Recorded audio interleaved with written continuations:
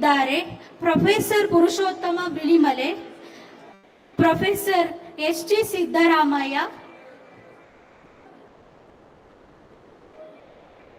Doctor Shashikant R Pattana, Shri L N. Mukundaraj ಹಾಗೂ professor Chinnaswamy Sosale.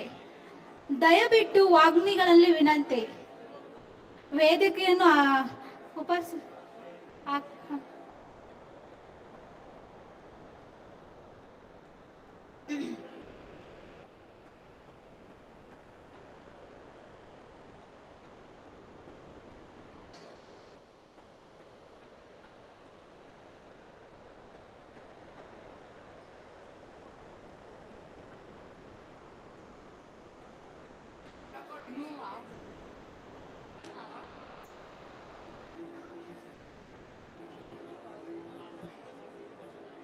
ಇದೀಗ ವಿಚಾರ ಸಂಕಿರಣಕ್ಕೆ ಮೆರುಗು ನೀಡಲು ಆಗಮಿಸಿರುವಂತಹ ಎಲ್ಲ ವಾಗ್ಮಿಗಳನ್ನು ನಿಮ್ಮೆಲ್ಲರ ಪರವಾಗಿ ಸ್ವಾಗತಿಸಲು ನನಗೆ ಗೌರವವಿದೆ. ಮೊದಲಿಗೆ ಅಧ್ಯಕ್ಷ ಸ್ಥಾನದಲ್ಲಿ ಇರುವಂತಹ ಹೆಸರಾಂತ ಹಿರಿಯ ಸಾಹಿತಿ ಹಾಗೂ ಹೋರಾಟಗಾರರೂ ಆದ ಪ್ರೊಫೆಸರ್ ಎಸ್.ಜಿ. ಸಿದ್ದರಾಮಯ್ಯ ಇಂದು ನಮ್ಮೊಂದಿಗಿದ್ದಾರೆ. ಇವರು 2005ರಿಂದ 2008ರ ನಡುವೆ ಕನ್ನಡ ಪುಸ್ತಕ ಪ್ರಾಧಿಕಾರದ ಅಧ್ಯಕ್ಷರಾಗಿ ಸೇವೆ ಸಲ್ಲಿಸಿದ್ದಾರೆ. ಕನ್ನಡ ಪುಸ್ತಕಗಳನ್ನು ಓದಲು, ಯುವಕರನ್ನು ತೊಡಗಿಸಿಕೊಳ್ಳಲು ಜಿಲ್ಲಾ ಮಟ್ಟದಲ್ಲಿ ವಚನಾಭಿರುಚಿ ಕಮ್ಮಟವನ್ನು ಪ್ರಾರಂಭಿಸಿದ್ದಾರೆ. ಇವರು ಕರ್ನಾಟಕ ಮತ್ತು ಮುಂಬೈನಲ್ಲಿ ವಿವಿಧ ಕನ್ನಡ ಪರ ಚಟುವಟಿಕೆಗಳಲ್ಲಿ ಸಕ್ರಿಯವಾಗಿ ತೊಡಗಿಸಿಕೊಂಡಿದ್ದಾರೆ ಹಾಗೂ ಇವರು ಹಲವು ಶಿಕ್ಷಣ ಸಂಸ್ಥೆಯಲ್ಲಿ ಪ್ರಾಂಶುಪಾಲರಾಗಿ, ಪ್ರಾಧ್ಯಾಪಕರಾಗಿಯೂ ಸೇವೆ ಸಲ್ಲಿಸಿದ್ದಾರೆ.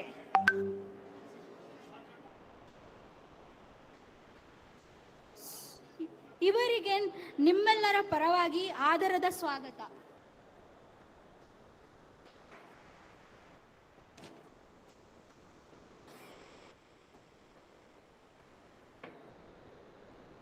ಶಿಕ್ಷಣ ತಜ್ಞರೂ ಆದ ಪ್ರೊಫೆಸರ್ ಪುರುಷೋತ್ತಮ ಬಿಳಿಮಲೆ ಇವರು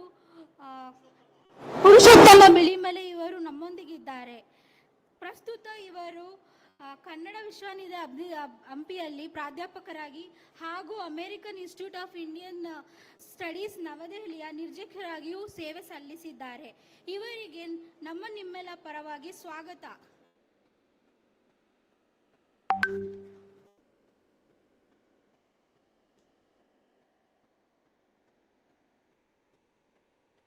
ಔಷಧ ವಿಜ್ಞಾನದ ದಿಗ್ಗಜ, ಪ್ರಗತಿಪರ ವಿಮರ್ಶಕರೂ ಆದ ಡಾಕ್ಟರ್ ಶಶಿಕಾಂತ್ ಪಟ್ಟಣ ಅವರು ಇಂದು ನಮ್ಮೊಂದಿಗಿದ್ದಾರೆ.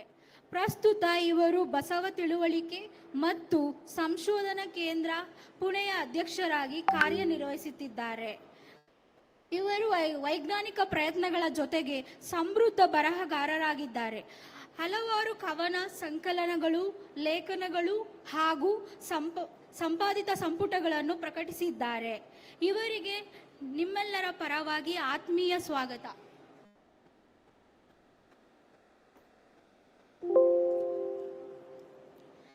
ಕನ್ನಡದ ಪ್ರಮುಖ ಕವಿ, ನಾಟಕಕಾರ ಮತ್ತು ಶಿಕ್ಷಣ ತಜ್ಞರಾದ ಶ್ರೀ ಎಲ್.ಎನ್. ಮುಕುಂದರಾಜ್ ಅವರು ಇಂದು ನಮ್ಮೊಂದಿಗಿದ್ದಾರೆ. ಇವರು ಕರ್ನಾಟಕ ಸಾಹಿತ್ಯ ಮತ್ತು ಸಾಂಸ್ಕೃತಿಕ ಕ್ಷೇತ್ರದಲ್ಲಿ ಅಳಿಸಲಾಗದ ಛಾಪು ಮೂಡಿಸಿದ್ದಾರೆ. ಇವರ ಸಾಹಿತ್ಯಿಕ ಪಯಣವು 3 ಕವನ ಸಂಕಲನಗಳು ಮತ್ತು 10 ನಾಟಕಗಳನ್ನು ಒಳಗೊಂಡಿದೆ. ಪ್ರಸ್ತುತ ಇವರು ಬೆಂಗಳೂರಿನ ಸರ್ಕಾರಿ ಪದವಿ ಪೂರ್ವ ಕಾಲೇಜಿನಲ್ಲಿ ಕನ್ನಡದ ಸಮರ್ಪಿತ ಶಿಕ್ಷಕರಾಗಿ ಸೇವೆ ಸಲ್ಲಿಸುತ್ತಿದ್ದಾರೆ. ಇವರಿಗೂ ನಿಮ್ಮೆಲ್ಲರ ಪರವಾಗಿ ಆದರದ ಸ್ವಾಗತ.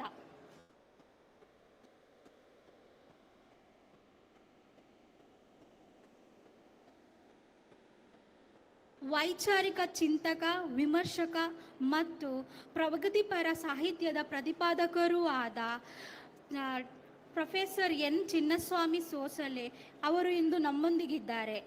ಇವರು ಇತಿಹಾಸ ಅಧ್ಯಯನದಲ್ಲಿ ಪರಿಣಿತಿಯನ್ನು ಹೊಂದಿದ್ದಾರೆ. ಇವರು ಕನ್ನಡ ವಿಶ್ವವಿದ್ಯಾನಿಲಯದ ಹಂಪಿಯ ಚರಿತ್ರಾ ವಿಭಾಗದ ಹಿರಿಯ ಪ್ರಾಧ್ಯಾಪಕರಾಗಿ ಸೇವೆ ಸಲ್ಲಿಸುತ್ತಿದ್ದಾರೆ. ಇವರಿಗೆ 2006ರಲ್ಲಿ ಭಾರತೀಯ ಸಮಾಜ ಮತ್ತು ದಲಿತರು ಎಂಬ ಕೃತಿಗೆ ಉತ್ತಮ ವಿಮರ್ಶಾ ಕೃತಿ ಪ್ರಶಸ್ತಿ ಲಭಿಸಿದೆ. ಹಾಗೂ 2016ರಲ್ಲಿ ದಲಿತ ಚರಿತ್ರೆ ರಚನೆಯಲ್ಲಿ ಕಾಡಲೇಬೇಕಾದ ಪ್ರಶ್ನೆಗಳು ಎಂಬ ಕೃತಿಗೆ ಕರ್ನಾಟಕ ರಾಜ್ಯೋತ್ಸವ ಪುಸ್ತಕ ಪ್ರಶಸ್ತಿ ದೊರೆತಿದೆ. ಇವರ ಕೊಡುಗೆ ಸಾಹಿತ್ಯ ಕ್ಷೇತ್ರದಲ್ಲಿ ಅಪಾರವಿದೆ. ಇವರಿಗೆ ನಿಮ್ಮೆಲ್ಲರ ಪರವಾಗಿ ಆದರದ ಸ್ವಾಗತ.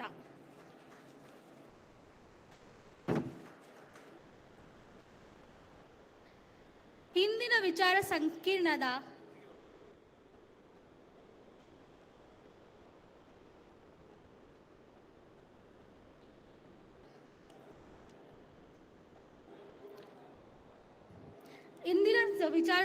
ಅಧ್ಯಕ್ಷತೆಯನ್ನು ವಹಿಸಲು ನಾನು ಈಗ ಪ್ರೊಫೆಸರ್ SG ಸಿದ್ದರಾಮಯ್ಯ ಅವರನ್ನು ವಿನಮ್ರದಿಂದ ವಿನಂತಿಸಿಕೊಳ್ಳುತ್ತೇನೆ. ಮತ್ತು ಅಧ್ಯಕ್ಷರಲ್ಲಿ ವಿನಂತಿ, ಪ್ರತಿ ವಾಗ್ಮಿಗಳಿಗೂ ಕೇವಲ 15 ನಿಮಿಷಗಳ ಕಾಲಾವಕಾಶವಿದೆ.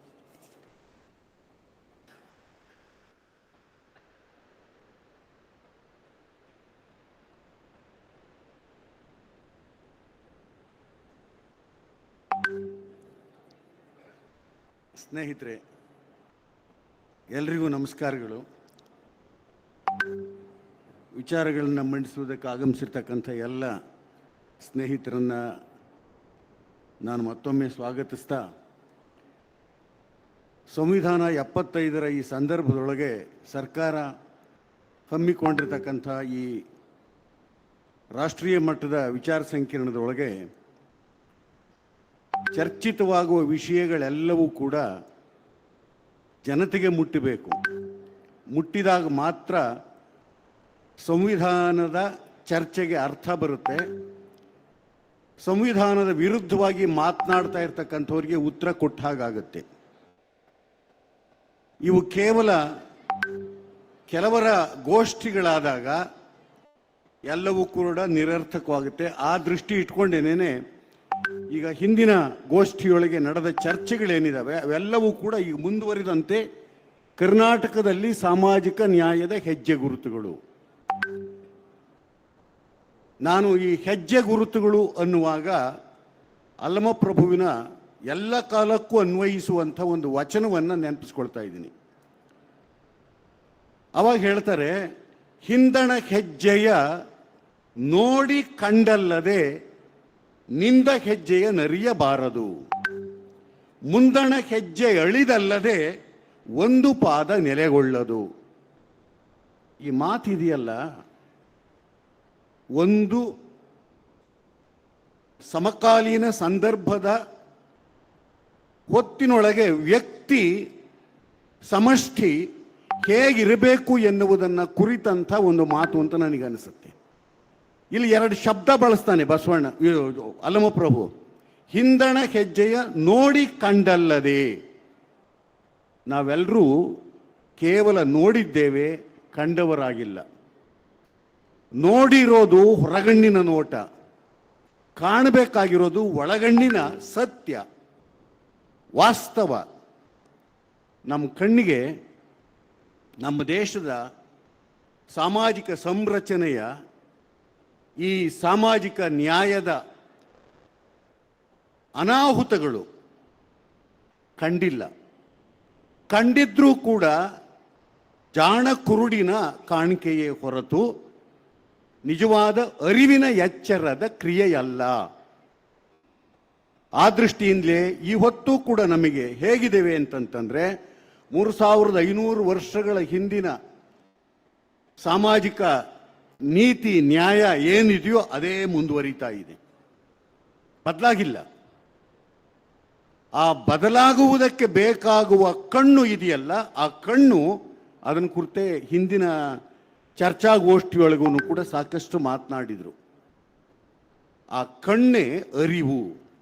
ಆ ಕಣ್ಣು ಏನಾದರೂ ಕೂಡ ನಮ್ಮ ಜನತೆಯಲ್ಲಿ ಇದ್ದಿದ್ರೆ ನಮ್ಮ ಸಾಮಾಜಿಕ ಪರಿಸ್ಥಿತಿ, ನಮ್ಮ ಪ್ರಜಾಪ್ರಭುತ್ವದ ದುರ್ಗತಿ ಈ ರೀತಿ ಇರ್ತಿರ್ಲಿಲ್ಲ.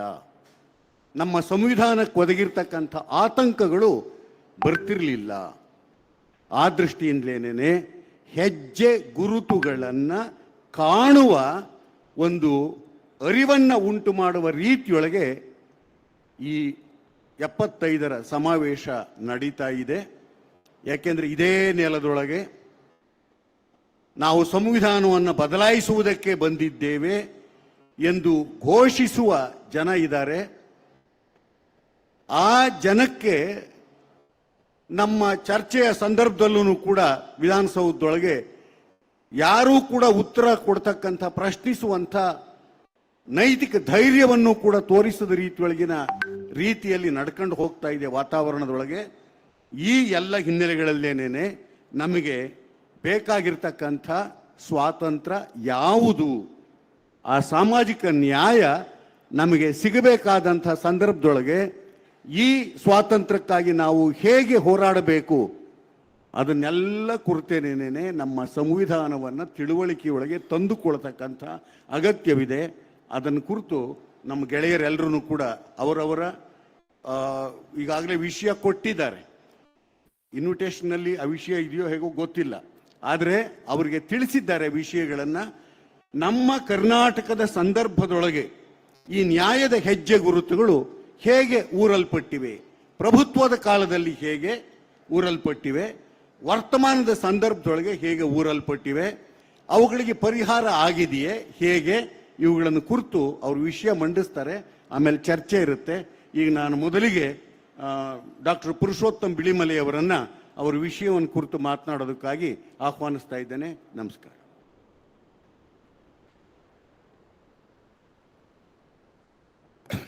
ಎಲ್ಲರಿಗೂ ನಮಸ್ಕಾರ. ನಾನು ಡೆಲ್ಲಿಯಿಂದ ಮಂಗಳೂರು ತಲುಪುವಾಗ ಮಂಗಳೂರಿನಿಂದ ಬೆಂಗಳೂರು ತಲುಪುವಷ್ಟರಲ್ಲಿ ನನ್ನ ಗಂಟ್ಲು ಹೋಗಿದೆ. ಒಂದು ದೃಷ್ಟಿಯಿಂದ ಒಳ್ಳೆಯದೇ ಆಯಿತು, ಸಮಯ ಬಹಳ ಕಡಿಮೆ ಇದೆ. ನನಗೆ ಕನಕದಾಸನ ಬಗ್ಗೆ ಮಾತಾಡ್ಲಿಕ್ಕೆ ಹೇಳಿದ್ದಾರೆ. ಈಗ ಕನಕದಾಸರು ಕುಲದ ಬಗ್ಗೆ ಹೇಳಿದ್ದು, ಸಾಮಾಜಿಕ ನ್ಯಾಯದ ಬಗ್ಗೆ ಮಾತಾಡಿದ್ದು ಇದು ಬಹಳ ಜನಕ್ಕೆ ಗೊತ್ತಿದೆ. ಈ ಸಮಾವೇಶದಲ್ಲಿ ಅದಕ್ಕಿಂತ ಸ್ವಲ್ಪ ಭಿನ್ನವಾಗಿ ಇವತ್ತಿನ ಸಂದರ್ಭದಲ್ಲಿ ಕನಕದಾಸನನ್ನು ಹೇಗೆ ಅರ್ಥ ಮಾಡಿಕೊಳ್ಬಹುದು ಎಂಬ ಬಗ್ಗೆ 2 ಮಾತುಗಳನ್ನು ಮಾತ್ರ ಹೇಳ್ತೇನೆ. ಒಂದಕ್ಕೆ 5 ನಿಮಿಷ, ಇನ್ನೊಂದಕ್ಕೆ 5 ನಿಮಿಷ. ನನಗೆ 10 ನಿಮಿಷ ಮಾತಾಡಲಿಕ್ಕೆ ಹೇಳಿದ್ದಾರೆ. ಒಂದು, ಕನಕದಾಸರು ನಳಚರಿತ್ರೆ ಬರೆದು, ಈ ನಳಚರಿತ್ರೆಯನ್ನ ಕನಕದಾಸರು ಬರಿಬೇಕಾದ್ರೆ ಅವರಿಗೆ ಅವರದನ್ನು ಓದಿದ್ದಾರೋ ಇಲ್ವೋ ಎಂಬುದು ಅವರ ಕೃತಿ ಒಳಗಡೆ ಇಲ್ಲ. ಆದರೆ ಇಡೀ ಭಾರತೀಯ ಸಂದರ್ಭದಲ್ಲಿ ಶ್ರೀಹರ್ಷನ ನೈಷಧೀಯ ಚರಿತೆ ನಳನ ಬಗ್ಗೆ ಬಂದಂತ ಮೊದಲ ಕಾವ್ಯ. ರಾಷ್ಟ್ರಕೂಟರ ಕೈ ಕೆಳಗೆ ಇದ್ದಂತ ತ್ರಿವಿಕ್ರಮ ಭಟ್ಟ ನಳಚಂಪು ಎಂಬ ಇನ್ನೊಂದು ಕಾವ್ಯವನ್ನು ಬರೀತಾನೆ. ಸಂಸ್ಕೃತ ಕಾವ್ಯ ಪರಂಪರೆಯಲ್ಲಿ ಜನಪ್ರಿಯವಾಗಿರುವ ನಳನ ಕಥೆಯನ್ನ ಮಧ್ಯಕಾಲೀನ ಕರ್ನಾಟಕದ ಭಕ್ತಿಯುಗದಲ್ಲಿ ಕನಕದಾಸರು ನಳಚರಿತ್ರೆಯಾಗಿ ಬರೆದರು. ನಳ ಪುರಾಣನೂ ಅಲ್ಲ, ಅದು ಚರಿತ್ರೆ. ಆ ತ್ರಿವಿಕ್ರಮ ಭಟ್ಟ ಮತ್ತು ಶ್ರೀಹರ್ಷನ ನೈಷಧೀಯ ಚರಿತೆಯನ್ನ ಕನಕದಾಸರು ಕನ್ನಡದಲ್ಲಿ ಬರೆಯುವಾಗ ಬೇಕಾದಷ್ಟು ಬದಲಾವಣೆಗಳನ್ನು ಮಾಡಿದರು ಅವರು. ಉದಾಹರಣೆಗೆ, ನಳನ ಅರಮನೆಯ ವರ್ಣನೆ ಕನಕದಾಸರಲ್ಲಿ ಅದು ವಿಜಯನಗರದ ಅರಮನೆಯ ವರ್ಣನೆ, ಅಂದ್ರೆ ಅದನ್ನ ಸ್ಥಳೀಕರಣಗೊಳಿಸಿದರು. ಹೀಗೆ ಗೊಳಿಸಿ ಶ್ರೀಹರ್ಷನ ನೈಷಧೀಯ ಚರಿತೆಯಲ್ಲಿ ದಮಯಂತಿಯ ಪುನರ್ ಸ್ವಯಂವರದ ಕಥೆ ಇಲ್ಲ. ಮದುವೆ ಆಗ್ತಾರೆ, ಮದುವೆ ನಿಮಗೆಲ್ಲ ಗೊತ್ತಿದೆ, ಅದು ಕಷ್ಟ ಬರ್ತದೆ. ಆದರೆ ದಮಯಂತಿಯನ್ನ ಕಳ್ಕೊಂಡು ಅವಳು ಅವಳ ಅಪ್ಪನ ಮನೆಗೆ ಹೋಗಿ ಆಮೇಲೆ ಅವಳಿಗೆ ಪುನರ್ ಸ್ವಯಂವರ ಮಾಡಿ ವಾಪಸ್ ಕರ್ಕೊಂಡು ಬರುವ ಕೊನೆಯ ಕತೆ ನೈಷಧೀಯ ಚರಿತೆಯಲ್ಲಿ ಇಲ್ಲ, ತ್ರಿವಿಕ್ರಮ ಭಟ್ಟನ ನಳಚಂಪುವಿನಲ್ಲಿಯೂ ಇಲ್ಲ, ಕನಕದಾಸನಲ್ಲಿ ಇದೆ. ಅಂದ್ರೆ ಒಂದು ಮಹಾಕಾವ್ಯವನ್ನ ಕನ್ನಡದ ಸಂದರ್ಭದಲ್ಲಿ ರಿಕ್ರಿಯೇಟ್ ಮಾಡಿದಾಗ ಕನಕದಾಸರು ಕನ್ನಡ ಭಾಷೆಗೆ ಮತ್ತು ಕನ್ನಡ ಜನತೆಗೆ ಒಂದು ಬಗೆಯ ನ್ಯಾಯ ಒದಗಿಸ್ತಾ ಇದ್ದಾರೆ. ಇದು ಕನ್ನಡಕ್ಕೆ ಬೇಕು ಅಂತ. ಆಮೇಲೆ 1700ರಲ್ಲಿ ಧ್ವಜಪುರ ನಾಗಪ್ಪಯ್ಯ ಎಂಬವರು ನಳ ಚರಿತ್ರೆಯ ಅಥವಾ ಕನಕದಾಸರ ಕಾವ್ಯವನ್ನ ಇಟ್ಟುಕೊಂಡು ಅದನ್ನೊಂದು ಯಕ್ಷಗಾನ ಪ್ರಸಂಗ ಬರೆದರು. ಯಕ್ಷಗಾನ ಪ್ರಸಂಗ ಬರೆಯುವಾಗ ಅದರ ಟೈಟಲ್ ನಳ ದಮಯಂತಿ ಅಂತ. ನಳ ದಮಯಂತಿ. ಆ ಪ್ರಸಂಗ ಎಷ್ಟು ಜನಪ್ರಿಯವಾಯಿತು ಯಕ್ಷಗಾನದಲ್ಲಿ ಅಂತಂದ್ರೆ 1972ನೇ ಇಸವಿಯಲ್ಲಿ ಮಂಗಳೂರಿನ ನೆಹರು ಮೈದಾನದಲ್ಲಿ ಒಂದು ಪ್ರಸಿದ್ಧವಾದ ಯಕ್ಷಗಾನ ಮೇಳ 1 ವರ್ಷಗಳ ಕಾಲ ಟೆಂಟ್ ಹಾಕಿ ಆ ಯಕ್ಷಗಾನವನ್ನು ಆಡಿದರು. ಈಗ ಒಂದು ಚಲನೆಯನ್ನು ಗಮನಿಸಿ ನೀವು. ಶ್ರೀಹರ್ಷನ ನೈಷಧೀಯ ಚರಿತೆ, ತ್ರಿವಿಕ್ರಮ ಭಟ್ಟನ ನಳಚಂಪು, ಕನ್ನಡದಲ್ಲಿ ಚೌಂಡರಸನ ನಳಕತೆ ಮತ್ತು ಕನಕದಾಸರ ನಳಚರಿತ್ರೆ, ಹಾಗೆ ಅದು ಮುಂದುವರಿದು ಯಕ್ಷಗಾನವಾಗಿ ಬರುವಂಥದ್ದು. ಅಂದ್ರೆ ಒಂದು ಪಠ್ಯ ಭಾರತೀಯ ಸಂದರ್ಭದಲ್ಲಿ 100 ಪಠ್ಯಗಳಾಗಿ ಒಡೆಯುವಾಗ ಅದು ಭಾರತವಾಗ್ತದೆ. ಭಾರತ ದೇಶದಲ್ಲಿ ಒಂದು ಕಾವ್ಯವನ್ನ ಒಬ್ಬ ಬರೆಯಲ್ಲ, ಇಡೀ ದೇಶ ಬರೀತದೆ.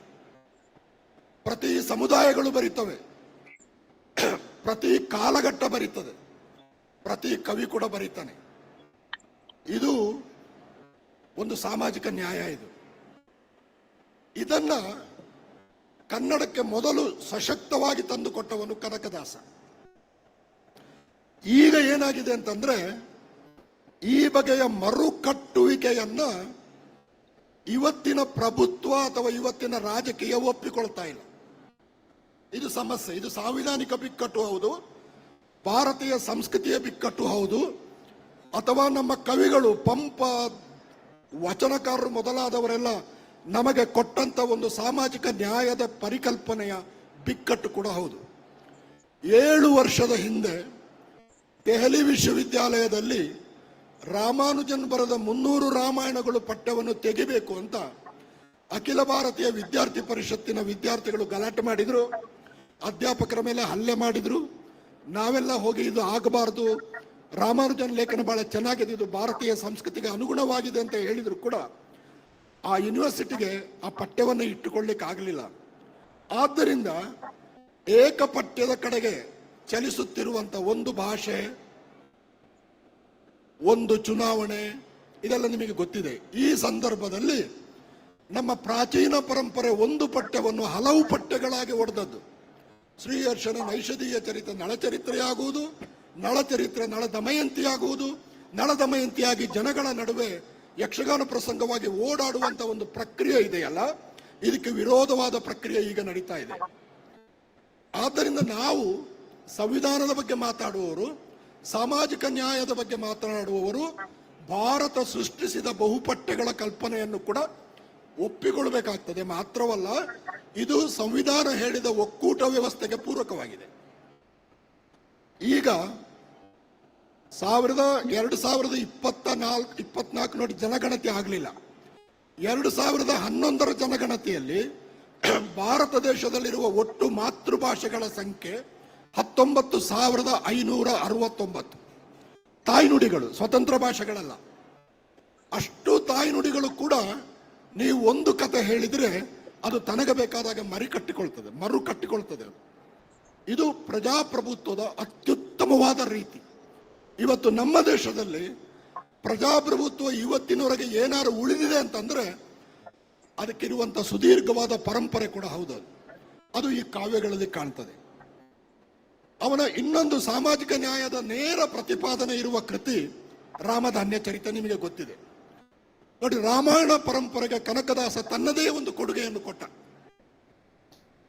ರಾವಣನನ್ನು ಕೊಂದು ರಾಮ ಸೀತೆ ಕಡಲನ್ನು ದಾಟಿ ದಂಡಕಾರಣ್ಯದ ಮೇಲೆ ಬರುವಾಗ ಸೀತೆ ಹೇಳೋದು, ಇಲ್ಲಿ ಸ್ವಲ್ಪ ಕಾಲ ನಾನು ಇದ್ದೆ ಪಂಚವಟಿಯಲ್ಲಿ, ರಾಮ ನಿಂಗೆ ತೊಂದರೆ ಆಗದಿದ್ರೆ ಇಲ್ಲಿ ಸ್ವಲ್ಪ ಇಳಿದು ಮುನಿಗಳ ಹತ್ರ ಎಲ್ಲ ಮಾತಾಡಿ ಹೋಗುವ ಅಂತ ಹೇಳುದು.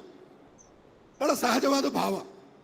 ನಾವು ಕೂಡ ಊರಿಗೆ ಬಂದಾಗ ನಾವು ಓಡಾಡ್ತಿದ್ದ ಯಾವುದೋ ಒಂದು ಊರನ್ನು ನೋಡಿ ಹೋಗ್ತೇವೆ ನಾವು. ಸರಿ ಅಂತ ರಾಮ ಇಳೀತಾನೆ, ಅಲ್ಲಿ ಗೌತಮರು ಸಿಗ್ತಾರೆ.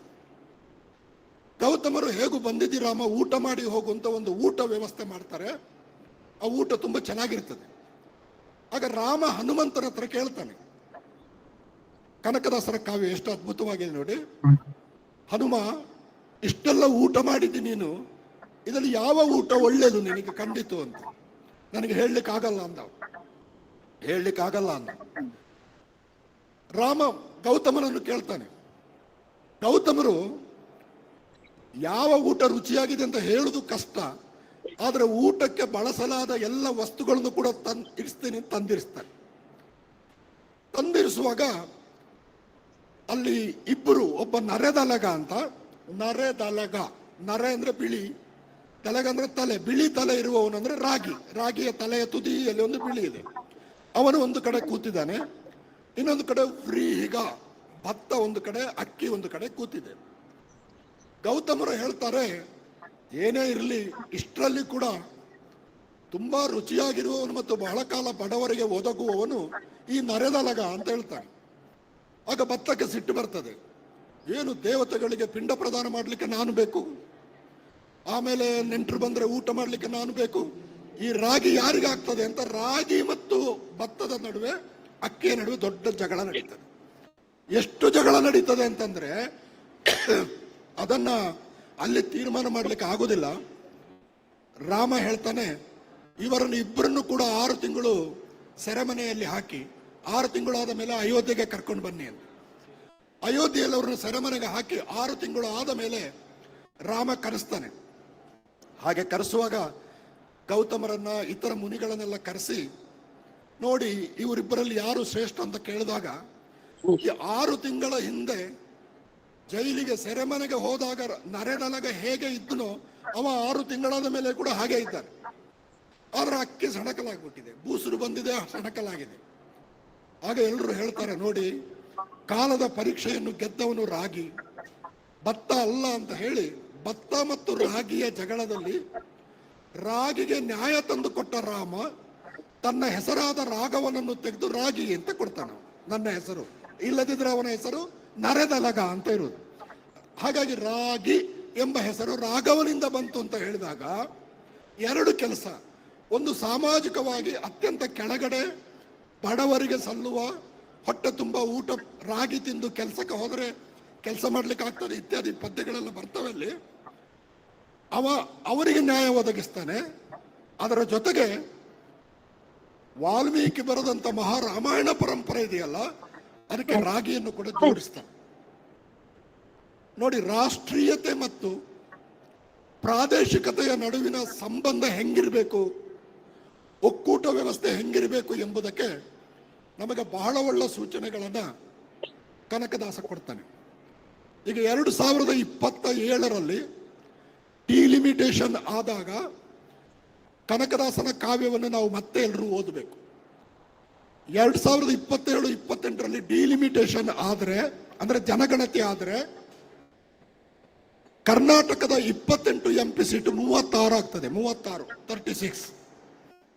ತಮಿಳುನಾಡಿದು 39 ಇದ್ದದು 43 ಆಗ್ತದೆ ಅಷ್ಟೇ. ಕೇರಳ 20 ಇರುವುದು ಒಂದು ಕಮ್ಮಿ ಆಗ್ತದೆ, 19 ಆಗ್ತದೆ. ಜನಸಂಖ್ಯೆ ಕಡಿಮೆ ಉಂಟು. ಇಡೀ ದಕ್ಷಿಣ ಭಾರತಕ್ಕೆ ಒಟ್ಟು ಸಿಕ್ಕುವ MP ಸೀಟುಗಳು 170. UP ಉತ್ತರ ಪ್ರದೇಶದಲ್ಲಿ 80 ಇರುವುದು 143 ಆಗ್ತದೆ. ಬಿಹಾರ 39 ಇದ್ದದು 73 ಆಗ್ತದೆ. ಮಧ್ಯಪ್ರದೇಶ ಡಬಲ್ ಆಗ್ತದೆ. ಅಂದ್ರೆ UP ಪ್ಲಸ್ ಬಿಹಾರ ಇಡೀ ದಕ್ಷಿಣ ಭಾರತ ಆಗ್ತದೆ. UP ಪ್ಲಸ್ ಬಿಹಾರ ಇಡೀ ದಕ್ಷಿಣ ಭಾರತ. ಈ ಫೆಡರಲ್ ಸಿಸ್ಟಮ್ ಎಂಬುದನ್ನ ಒಂದು ಪ್ರದೇಶದಿಂದ, ಈಗ ಲಕ್ಷದ್ವೀಪದಿಂದ ಒಂದು ಪ್ರದೇಶದಿಂದ ಒಬ್ಬ MP ಬಂದರೂ ಕೂಡ UPಯಲ್ಲಿರುವ 143 ಜನಕ್ಕೆ ಯಾವ ಗೌರವ ಸಿಗ್ತದೋ ಆ ಗೌರವವೇ ಅವನಿಗೆ ಸಿಗಬೇಕು ಅಂತ ಹೇಳುವುದು ಒಕ್ಕೂಟ ವ್ಯವಸ್ಥೆಯ ಶಕ್ತಿ. ನಮಗೆ ಬೇಕಾದ ಮೆಜಾರಿಟಿ ಹಿಂದಿ ಬೆಲ್ಟ್ ಅಲ್ಲಿದೆ, ನೀವು ಏನಾದ್ರೂ ಮಾಡಿಕೊಳ್ಳಿ ಅಂತ ಸೌತ್ ಇಂಡಿಯಾವನ್ನು ಬಿಟ್ಟರೆ ನಾರ್ತ್ ಈಸ್ಟ್ ಅಲ್ಲಿ ಇವತ್ತು ಏನಾಗ್ತಾ ಇದೆ ಅದು 10 ವರ್ಷದಲ್ಲಿ ಸೌತ್ ಇಂಡಿಯಾ ಆಗ್ತದೆ. ಆದ್ದರಿಂದ ಪಂಪ ವಚನಕಾರರು ನೋಡಿ, ವಚನಕಾರರು ನನ್ನ ವಿಷಯ ಅಲ್ಲ, ಅದು ವಚನಕಾರರು ಬರೆಯುವಲ್ಲಿವರೆಗೆ ನಮ್ಮ ದೇವರುಗಳಿಗೆ ಅರ್ಥ ಆಗ್ತಾ ಇದ್ದದ್ದು ಸಂಸ್ಕೃತ ಮಾತ್ರ. ವಚನಕಾರರು ದೇವರಿಗೆ ಕನ್ನಡ ಕಲಿಸಿದರು. ನಂಬಿ ಕರೆದರೆ ಓ ಎಂಬನೇ ಶಿವನ, ನಂಬಿ ನೀವು ಕರೆದರೆ ಓ ಅಂತ ಕನ್ನಡದಲ್ಲಿ ಹೇಳ್ತಾನೆ. ಇದು ದೇಶವನ್ನ ನಮ್ಮ ಭಾಷೆಗಳಲ್ಲಿ ಮರುಕಟ್ಟುವ, ನಮ್ಮ ನಾಡಿನ ಸಂಸ್ಕೃತಿಯನ್ನು ಭಾಷೆಯಲ್ಲಿ ಮರು ಸೃಷ್ಟಿಸಿ ಭಾರತವನ್ನು ಶ್ರೀಮಂತಗೊಳಿಸುವ ಕೆಲಸ. ಇದನ್ನ ಮಧ್ಯಕಾಲೀನ ಭಾರತದಲ್ಲಿ ಅತ್ಯದ್ಭುತವಾಗಿ ಮಾಡಿದವನು ಕನಕದಾಸ.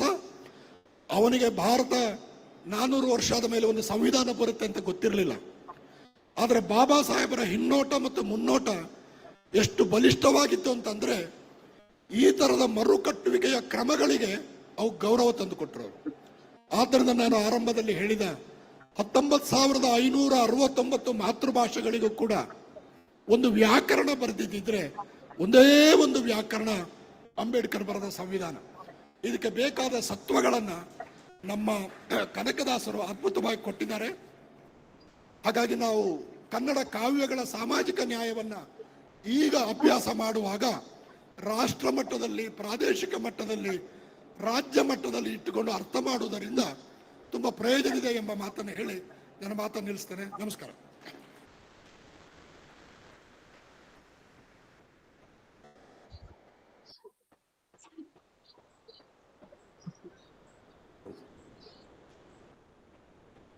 ಡಾಕ್ಟರ್ ಪುರುಷೋತ್ತಮ್ ಬಿಳಿಮಲ್ಕಿ ಅವರು ನಮ್ಮ ಪ್ರಾಚೀನ ಸಾಹಿತ್ಯವನ್ನು ಗಮನದಲ್ಲಿಟ್ಟುಕೊಂಡ ರೀತಿ ಒಳಗೆ ಸಾಮಾಜಿಕ ನ್ಯಾಯದ ಪರಿಕಲ್ಪನೆ ನಮ್ಮ ಸಾಹಿತ್ಯದಲ್ಲಿ ಹೇಗೆ ಬಿಂಬಿತವಾಗಿದೆ ಅನ್ನೋದನ್ನು 2 ಉದಾಹರಣೆಗಳ ಮುಖೇಣವಾಗಿ ಅವರು ವ್ಯಾಖ್ಯಾನಿಸಿದ್ದಾರೆ.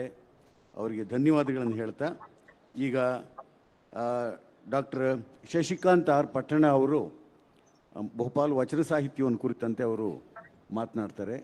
ನಡುಗನ್ನಡ ಸಾಹಿತ್ಯ. ಬಸವಣ್ಣ ಬರುವಾಗ ಬಿಸಿಲು ಬೆಳೆದಿಂಗಳು, ಮೊಗ್ಗು ಮಲ್ಲಿಗೆ ಅರಳ್ಯಾವ, ಯಾಲಕ್ಕಿ ಗೊಣೆಬಾಗಿ ಹಾಲು ಸುರಿದವ. ಪ್ರಾಯಶಃ ಜನಪದ ಮಹಿಳೆ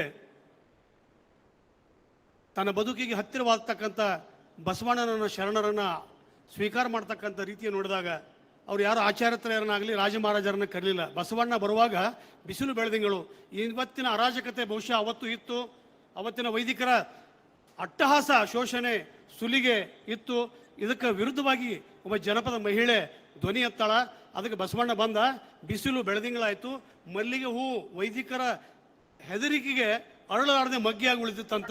ಬಸವಣ್ಣ ಬಂದ ಮೇಲೆ ಸಂತೋಷದಿಂದ ಮಗ್ಗಿ ಮಲ್ಲಾಗಿ ಅರಳ್ಯಾವ, ಯಾಲಕ್ಕಿ ಗೊನೆಬಾಗಿ ಹಾಲು ಸುರಿದಾವ. ಸ್ನೇಹಿತರೆ, ಭಾರತದೊಳಗಿರ್ತಕ್ಕಂಥ ಚಾರ್ವಾಕರು, ಜೈನರು, ಬೌದ್ಧರು, ಲಿಂಗಾಯತರು ಮತ್ತು ಸಿಖ್ ಧರ್ಮೀಯರು ಒಂದು ಸನಾತನ ವ್ಯವಸ್ಥೆಗೆ, ವೈದಿಕ ವ್ಯವಸ್ಥೆಗೆ ಪರ್ಯಾಯವಾಗಿ ಅಂತ ಅನ್ನೋದಕ್ಕಿಂತ ಪ್ರತಿಯಾಗಿ ಹೋರಾಟ ಮಾಡಿದಂಥವ್ರು. ಪರ್ಯಾಯ ಅಂತಂದ್ರೆ ಆ ವ್ಯವಸ್ಥೆಯನ್ನು ಒಪ್ಪಿಕೊಂಡಂಗ. ಶರಣರು ಆಗಲಿ ಯಾರೂ ಕೂಡ ಆ ಜಾತಿ ವ್ಯವಸ್ಥೆಯನ್ನು, ಶೋಷಣೆಯನ್ನು ಒಪ್ಪಿಕೊಂಡಿಲ್ಲ. 12ನೇ ಶತಮಾನದ ಕಲ್ಯಾಣ ನಾಡಿನ ಶರಣರ ಕ್ರಾಂತಿಯನ್ನು ಕೇವಲ ಒಂದು 15 ನಿಮಿಷ ಹೇಳೋದು ಅಂತಂದ್ರೆ ಆ ಶರಣರ ಹೆಸರು ಹೇಳಕ್ಕೆ ನಾವು ಒಂದು ಅರ್ಧ ತಾಸು ಬೇಕಾಗತ್ತೆ. ಅದಕ್ಕೆ ವರ್ಗರಹಿತ, ವರ್ಣರಹಿತ, ಲಿಂಗಭೇದರಹಿತ, ಆಶ್ರಮರಹಿತ, ಸಾಂಸ್ಥೀಕರಣವಲ್ಲದ ಆಂದೋಲನ ಧರ್ಮ ಅಲ್ಲದು. ಆಂದೋಲನ ಚಳವಳಿ ಆದಂದ್ರೆ ಅದು ಶರಣ ಚಳವಳಿ ಮತ್ತು ಬಸವ ಚಳವಳಿ ಅಂತಕ್ಕಂಥದ್ದು. ಯಾರಿಗಾಗಿ ಬಸವಣ್ಣ ಈ ಹೋರಾಟವನ್ನು? ಸರ್ ಮೇಡಮ್ ಅವರ ಮಾತಾಡಬೇಡ, ದಯವಿಟ್ಟು ಮುಂದೆ ಕುಂತ್ಕೊಂಡು ನೀವು ಮಾತಾಡಿದ್ರೆ ನಾವೇನು ಮಾತಾಡೋದು? ಕಲ್ಯಾಣ ನಾಡಿನ ಬಹುದೊಡ್ಡ ಕ್ರಾಂತಿ ದಲಿತರ, ಶೋಷಿತರ, ತಮಣಿತರ, ಕಾರ್ಮಿಕರ, ಮಹಿಳೆಯರ, ಅಸ್ಪೃಶ್ಯರ, ಬಡವರ, ರೈತರ ಹೋರಾಟ.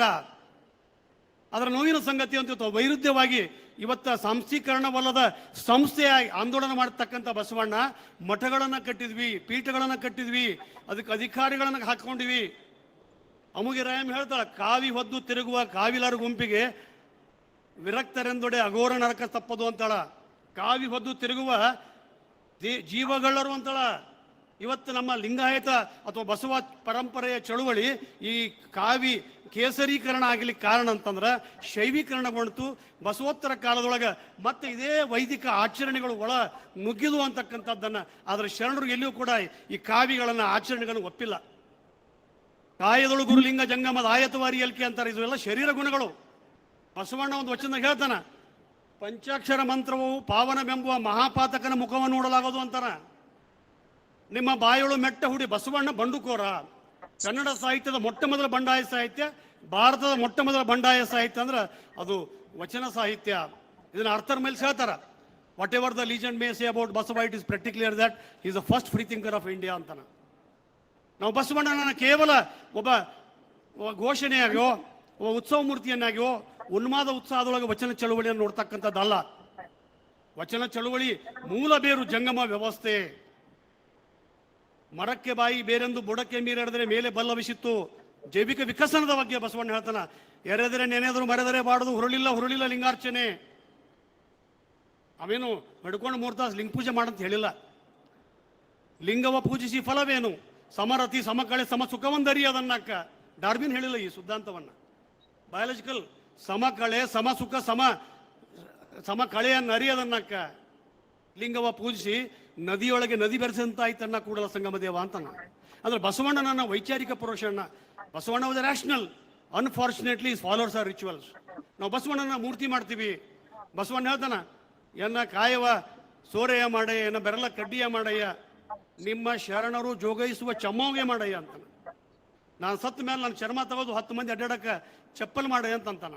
ಅಂದ್ರೆ ನಾವು ಎಲ್ಲಿಯೋ ಒಂದು ಕಡೆಗೆ ಬಸವಣ್ಣನ ತಿಳ್ಕೊಳ್ಳಿಕ್ಕೆ ಇವತ್ತು ಮ್ಯಾಗ್ನಾ ಕಾರ್ಟಾ ಏನು ಕಾಮೆಂಟೇಟರ್ಸ್ ಅಥವಾ ಸ್ಪೀಕರ್ ಆಫ್ ಲೋಕಸಭಾ ಏನು ಪಾರ್ಲಿಮೆಂಟ್ ಸಿಸ್ಟಮ್ ಆಫ್ ಯುರೋಪ್ದವ್ರು ಹೇಳ್ತಾರ, it is very amazing and surprising to know that Basavanna and his contemporaries advocated human rights. ಮಾನವ ಹಕ್ಕುಗಳಿಗಾಗಿ ಹೋರಾಟ ಮಾಡಿದರು. Gender discrimination. ನಾವು ಒಂದು ಮಾತನ್ನು ಇಲ್ಲಿ ಹೇಳಕ್ಕೆ ಇಷ್ಟಪಡ್ತೀನಿ, ಎಲ್ಲ ಆಂದೋಲನಗಳು, ಎಲ್ಲ ತತ್ವ ಸಿದ್ಧಾಂತಗಳು, ಎಲ್ಲ ದಾರ್ಶನಿಕರು ಲಿಂಗ ಪುರುಷ ಸ್ತ್ರೀ ಕುಟುಂಬ ಅದರ ಶರಣರು ಚಂದಿಮರಸನ ಒಂದು ವಚನದೊಳಗೆ ತೃತೀಯ ಲಿಂಗಿಗಳ ಬಗ್ಗೆ ಹೇಳ್ತಾನ. ಅದು ಬೀಳಿಗೆಯೋ ಚಂದಿಮರಸ ತೃತೀಯ ಲಿಂಗಿಗಳ ಬಗ್ಗೆ ಹೇಳ್ತಾನ. ಜೇಡದಾಶಿಮ ಹೇಳ್ತಾನ, ಮೊಲೆ ಮೂಡಿ ಬಂದರೆ ಹೆಣ್ಣೆಂಬರು, ಗಡ್ಡ ಮೀಸೆ ಬಂದರೆ ಗಂಡೆಂಬರು, ಒಳಗೆ ಸುಳಿವಾತ್ಮ ಗಂಡು ಅಲ್ಲ ಹೆಣ್ಣು ಅಲ್ಲ ಕಾಣ ರಾಮನಾಥ ಅಂತ. ಆತ್ಮ ಅಂತಕ್ಕಂಥದ್ದನ್ನು ಚೈತನ್ಯವನ್ನಾಗಿ ಕಂಡುಕೊಂಡು ಅದುವೇ ಇಷ್ಟಲಿಂಗದ ಅರಿವಿನ ಕುರು ಅಂತಕ್ಕಂಥ ವಿಚಾರವನ್ನ ಶರಣರು ಬಹಳ ಗಟ್ಟಿಯಾಗಿ ಪ್ರತಿಪಾದಿಸಿದರು. ಶರಣರ ಬಹಳ ದೊಡ್ಡ ಕಾಂಟ್ರಿಬ್ಯೂಷನ್ ಅಂತಂದ್ರೆ ವೈದಿಕ ವ್ಯವಸ್ಥೆಗೆ ಸೆಡ್ಡು ಹೊಡೆದರು. ವೇದಕ್ಕೆ ಹೊರೆ ಕಟ್ಟುವೆ, ಶಾಸ್ತ್ರಕ್ಕೆ ನಿಗಳ ನೆಕ್ಕುವೆ, ಆಗಮದ ಮೂಗ ಕೊಯ್ಯುವೆ. It's not easy to tell. ಈಗೇನ್ರ ಅಂದ್ರೆ ನಮ್ಮನ್ನ ಜೈಲಿಗೆ ಹಾಕ್ತಾರ. ಆಗಮದ ಮೂಗ ಕೊಯ್ಯುವೆ ನೋಡಯ್ಯ, ಮಹಾದಾನಿ ಕೂಡಲ ಸಂಗಮ, ಮಾದಾರ ಚೆನ್ನಯ್ಯನ ಮನೆ ಮಗ ನಾನಯ್ಯ. ಮಾದಾರ ಚೆನ್ನಯ್ಯನ ಮನೆಯಲ್ಲಿ ಉಂಡ ಕಾರಣ ವೇದ ನಡುನಣಗಿತ್ತು. ಬಸವಣ್ಣನ ಇನ್ಕ್ಲೂಸಿವ್ನೆಸ್ ನೋಡ್ರಿ, ಎಲ್ಲರನ್ನ ಒಳ್ಕೊಂಡು ಹೋಗ್ತಕ್ಕಂಥದ್ದು. ಇದು ನಿಜವಾಗಿ ಹೇಳ್ಬೇಕಂದ್ರೆ ನಾವು ಜಾತ್ಯತೀತ ಅಂತೀವಿ ನಾವು. ಆದರೆ ಶರಣರು ಜಾತಿ ರಹಿತ ಸಮಾಜವನ್ನು ಕಟ್ಟಿದ್ರು. ಜಾತಿ ರಹಿತ ದಯವಿಟ್ಟು ನಾವು ಅರ್ಥ ಮಾಡ್ಕೋಬೇಕು. ಜಾತ್ಯತೀತ ಅಲ್ಲ, ಜಾತಿ ರಹಿತ. ಸೆಕ್ಯುಲರ್ ಅಂತಕ್ಕಂಥವ್ರು ಹೋಗಿ ಇವತ್ತು ಸನಾತನಗಳ ಕೈ ಹಿಡ್ತಕ್ಕಂಥ ಸಂದರ್ಭದೊಳಗೆ ಬಸವಣ್ಣ ಎಷ್ಟು ಪ್ರಸ್ತುತ ಅಂತಂದ್ರೆ, ಮಾದಾರನೆಂಬನೆ ಚೆನ್ನಯ್ಯನ, ಡೋಹಾರನೆಂಬನೆ ಕಕ್ಕಯ್ಯನ, ಆನು ಹಾರವನೆಂದರೆ ಕೂಡಲ ಸಂಗಯ್ಯ ನಗುವನಯ್ಯ. ಕಾಶಿ ಕಮ್ಮಾರನಾದ, ಬೀಸಿ ಮಡಿವಾಳನಾದ, ಹಾಸನಿಕ್ಕಿ ಸಾಲಿಗನಾದ. ಈ ಜಾತಿಯ ವ್ಯವಸ್ಥೆಯನ್ನ ಯಾರಾದರೂ ಮೂಲಭೂತವಾಗಿ ಕಿತ್ತು ಹಾಕಿದ್ದಂದ್ರೆ ಅದು ಬಸವಣ್ಣ ಮತ್ತು ಶರಣರ ಬಂಧುಗಳೇ. ನಾವು ಬಹುಶಃ ಬಸವಣ್ಣನನ್ನ ಪಾಶ್ಚಿಮಾತ್ಯರಿಂದ ಇವತ್ತು ತಿಳ್ಕೊಳ್ತಾ ಇದ್ದೀವಿ. ಆರ್ಥರ್ ಮೈಲ್ಸ್, ಇಜೆ ಸ್ಟ್ರೋಕ್, ಎಂಥೋವಾನ್, ಆರ್ಸಿಕರ್, ಸುಮಾರು 175 ಜನರು ಬಸವಣ್ಣನನ್ನ ಮುಕ್ತ ಕಂಠದಿಂದ ಹೊಗಳ್ತಾರ. ಇವತ್ತು ಇಂಗ್ಲೆಂಡ್ನೊಳಗೆ ಪಾರ್ಲಿಮೆಂಟ್ ಮೇಲೆ ಕುಂತಾನ, ತಾನು ತಾಕತ್ ಮೇಲೆ ಕುಂತಾನ. ಬಸವಣ್ಣನ ಯಾರಿಗೂ ಅಲ್ಲಿ ಹೇಳ್ಬೇಕಾಗಿಲ್ಲ. ಅಲ್ಲಿ ನಿಂತಕ್ಕಂಥ ಮಹಾರಾಣಿ ಅವಳಿಗೆ ಮೂರ್ತಿ ಇಡಕ್ಕೆ ಅಲ್ಲಿ ಕೊಟ್ಟಿಲ್ಲ. 87% ಸಹಿ ಮಾಡಿ ಕೊಟ್ಟರ. ಕಾರಣ ಬಸವಣ್ಣ ಇದನ್ನು architect of the parliament system of the world. ಜಗತ್ತಿನ ಒಂದು ವ್ಯವಸ್ಥೆಯನ್ನು, ಅನುಭವ ಮಂಟಪವನ್ನು ಕಟ್ಟಿದಲ್ಲ, ಆ ವ್ಯವಸ್ಥೆಯ ಸಂಸ್ಥಾಪಕ ಬಸವಣ್ಣ. ಬಸವಣ್ಣನ ನಿಜವಾದ ವಾರಸುದಾರರ ದಲಿತರು, ನಿಜವಾದ ವಾರಸುದಾರರು ಶೋಷಿತರು, ದಮನಿತರು. 12ನೇ ಶತಮಾನದ ನಂತರ ಅಲ್ಲಿಂದ ಇಲ್ಲಿವರೆಗೆ ವೈದಿಕರ ಯಾರ ಮನ್ಯಾಗ ಬಸವಣ್ಣ ಅಂತ ಹೆಸರಿಟ್ಟಿಲ್ಲ. ಅವನು ವೈದಿಕರ ಮನೆಯೊಳಗೆ ಹುಟ್ಟಿದ. ನೀವು ದಯವಿಟ್ಟು ತೆಗೆದು ನೋಡ್ರಿ, ಎಲ್ಲಿಯೂ ಕೂಡ ಬಸವ ಭಟ್ಟ, ಬಸವಾಚಾರ್ಯ ಅಂತಿಲ್ಲ. ಯಾರಿಗಿಡ್ತಾರ? ದಲಿತರಿಗೆ ಬಸಪ್ಪ, ಬಸನಗೌಡ. ಈ ಕೆಳವರ್ಗದ ತಳ ಸಮುದಾಯದ ಜನರಿಗೆ ಮಾತ್ರ ಈ ಹೆಸರನ್ನು ಇಡ್ತಾರ. ದಯವಿಟ್ಟು ರಕ್ತಗತವಾಗಿ ಈ ಕ್ರಾಂತಿಯನ್ನ ಜೀವಂತವಾಗಿ ಇಟ್ಕೊಂಡು ಬಂದವರು ಅಂದ್ರೆ ಶರಣರು.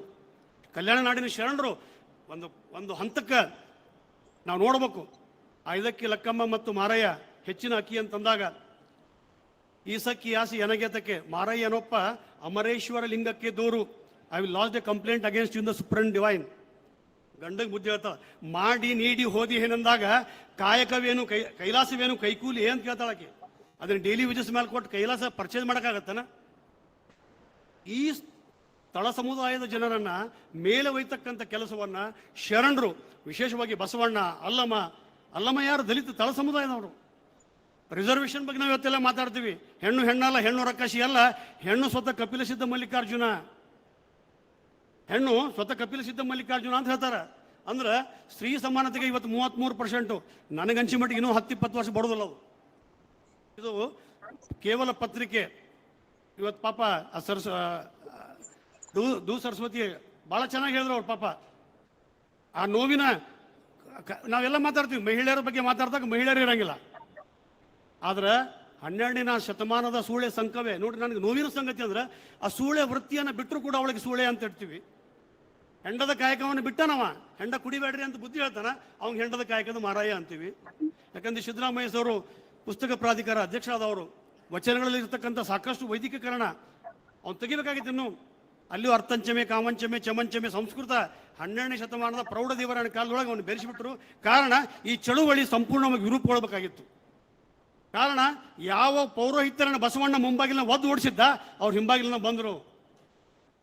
ಬಂಧುಗಳೇ, ಇದು ದಲಿತರ ಧರ್ಮ, ಇದು ಕಾರ್ಮಿಕರ ಧರ್ಮ, ಅಸ್ಪೃಶ್ಯರ ಧರ್ಮ ಅಂತಕ್ಕಂಥ ವಿಚಾರವನ್ನು ಹೊರಗೆ ಹಾಕಿ ಯಾವುದನ್ನು ಬಸವಣ್ಣ ಒಪ್ಪಿಕೊಂಡಿಲ್ಲ ಅವನ್ನ ಅಪ್ಪಿಕೊಂಡ್ವಿ, ಯಾವುದನ್ನು ಬಸವಣ್ಣ ಎತ್ತಿ ಹಿಡ್ದ ಅವನ್ನ ಸಮಾಧಿ ಮಾಡಿದ್ವಿ.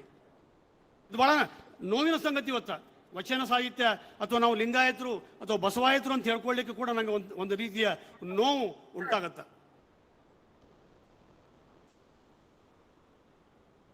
ಕಾಯಕದ ಬಗ್ಗೆ ಹೇಳಬೇಕಾದ್ರೆ ನಾವು ಜಗತ್ತಿನ ಬಹಳ ದೊಡ್ಡ ಕಾಯಕ ಅಥವಾ ಆರ್ಥಿಕ ತಜ್ಞ ಕಾರ್ಲ್ ಮಾರ್ಕ್ಸನನ್ನ ರೆಫರ್ ಮಾಡ್ತೀವಿ.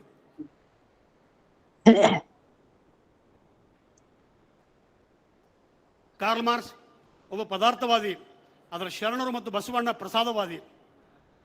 ಕಾರ್ಲ್ ಮಾರ್ಕ್ಸ್ ಹೇಳ್ತಕ್ಕಂಥ ಸಿದ್ಧಾಂತ, ನೀನು ದುಡಿದ ನಿನ್ನ ಶ್ರಮಕ್ಕೆ ಬಂದಂಥ ಎಲ್ಲ ಆದಾಯವು ನಿನ್ನದು, ನಿನಗೆ ಸೇರಲ್ಪಡಬೇಕು ಅಂತ ಹೇಳ್ತಾನೆ.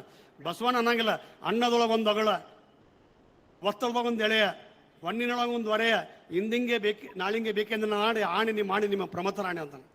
It also belongs to the society. ಜಂಗಮ ವ್ಯವಸ್ಥೆ ಇವರೆಲ್ಲರೂ ಕೂಡಿ ಕೊಟ್ಟಾರ, ನೀ ಅಲ್ಲಿ ಕೊಡು ಅಂತಕ್ಕಂಥ. ಟ್ಯಾಕ್ಸೇಷನ್ ಬಗ್ಗೆ ಹೇಳ್ತಾನೆ. ಟ್ಯಾಕ್ಸೇಷನ್ ಬಗ್ಗೆ ಕಳ್ಳ ನಾನೇ ಸಲಹೆದಯ್ಯ, ಬಂಡವ ತುಂಬಿದ ಬಳಿಕ ಸುಂಕವ ಕಟ್ಟದೆ ಹೋಗಲಾರದು. ಜಂಗಮ ಸುಂಕಿಗ ನೋಡಿ ಎಷ್ಟು ಕಾನ್ಸೆಪ್ಟ್ಸ್ ಅಂದ್ರೆ, the society it self is A tax collector. ಅದು ಇಂಥ ಎಲ್ಲ ವ್ಯವಸ್ಥೆಯನ್ನ ಇವತ್ತು ನಾವು ಹೇಳ 5 ಗ್ಯಾರಂಟಿ ಕೊಟ್ಟು ನಾವು ಸರ್ಕಾರ ಹಿಂಗೆ ಮಾಡಿತ್ತಲ್ಲ, ಭಾವಭದ್ರತೆಯನ್ನು ಬದುಕುವ ಹಕ್ಕನ್ನು ಕೊಟ್ಟಂತ ಬಹಳ ದೊಡ್ಡ ಗ್ಯಾರಂಟಿ ಶರಣರು ಕೊಟ್ಟರು. ಪರಿಪೂರ್ಣತೆ ಮುಕ್ತ ಸಮಾಜ. ಅಲ್ಲಿ ರಾತ್ರಿ 12 ಗಂಟೆಗೆ ಎಲ್ಲಿ ಬೇಕಾದಲ್ಲಿ ಅಡ್ಡಾಡ್ತಕ್ಕಂಥ, ಇವತ್ತು ರಾತ್ರಿ 8 ಗಂಟೆ ಮೇಲೆ ಮಹಿಳೆಯರು ಅಡ್ಡಾಡ್ತಕ್ಕಂಥ ಪರಿಸ್ಥಿತಿ ಇಲ್ಲ ಹಳ್ಳಿಯಾಗ. ಆ ಕಲ್ಯಾಣ ನಾಡಿನ ಒಂದು ಕಾನ್ಸೆಪ್ಟ್ ನಾವು ತಗೊಂಡಾಗ ಮುಕ್ತತೆ ಅಂತಕ್ಕಂಥದ್ದು, ಹೆಣ್ಣು ಗಂಡಿಗೆ ಮಾಯೆ, ಪುರುಷ ಮಾಯೆಗೆ ಹೆಣ್ಣಿಗೆ ಗಂಡು ಮಾಯೆ, ಗಂಡಿಗೆ ಹೆಣ್ಣು ಮಾಯೆ ಅಂತಕ್ಕಂಥದ್ದನ್ನ ಅಕ್ಕಮಾದೇವಿ ಹೇಳ್ತಾಳ. 1 ಅಲ್ಲ 2 ಅಲ್ಲ 3 ಅಲ್ಲ 4 ಅಲ್ಲ 1,84,000 ಯೋನಿ ಒಳಗೆ ಹುಟ್ಟಿ ಬಂದೆ ಅಂತ ಹೇಳ್ತಾಳ. She equates herself for the biological evolution. ಆ ಕಾರಣದಿಂದ ನಾವು ಇವತ್ತು ಕಾರ್ಲ್ ಮಾರ್ಕ್ಸರ ಸಿದ್ಧಾಂತಕ್ಕೆ, ಕಲ್ಯಾಣ ಕ್ರಾಂತಿಯ ದಾಸೋಹ ಸಿದ್ಧಾಂತ, ಕಾಯಕ is a collection of wealth, ದಾಸೋಹ is a distribution of wealth ಅಂತ.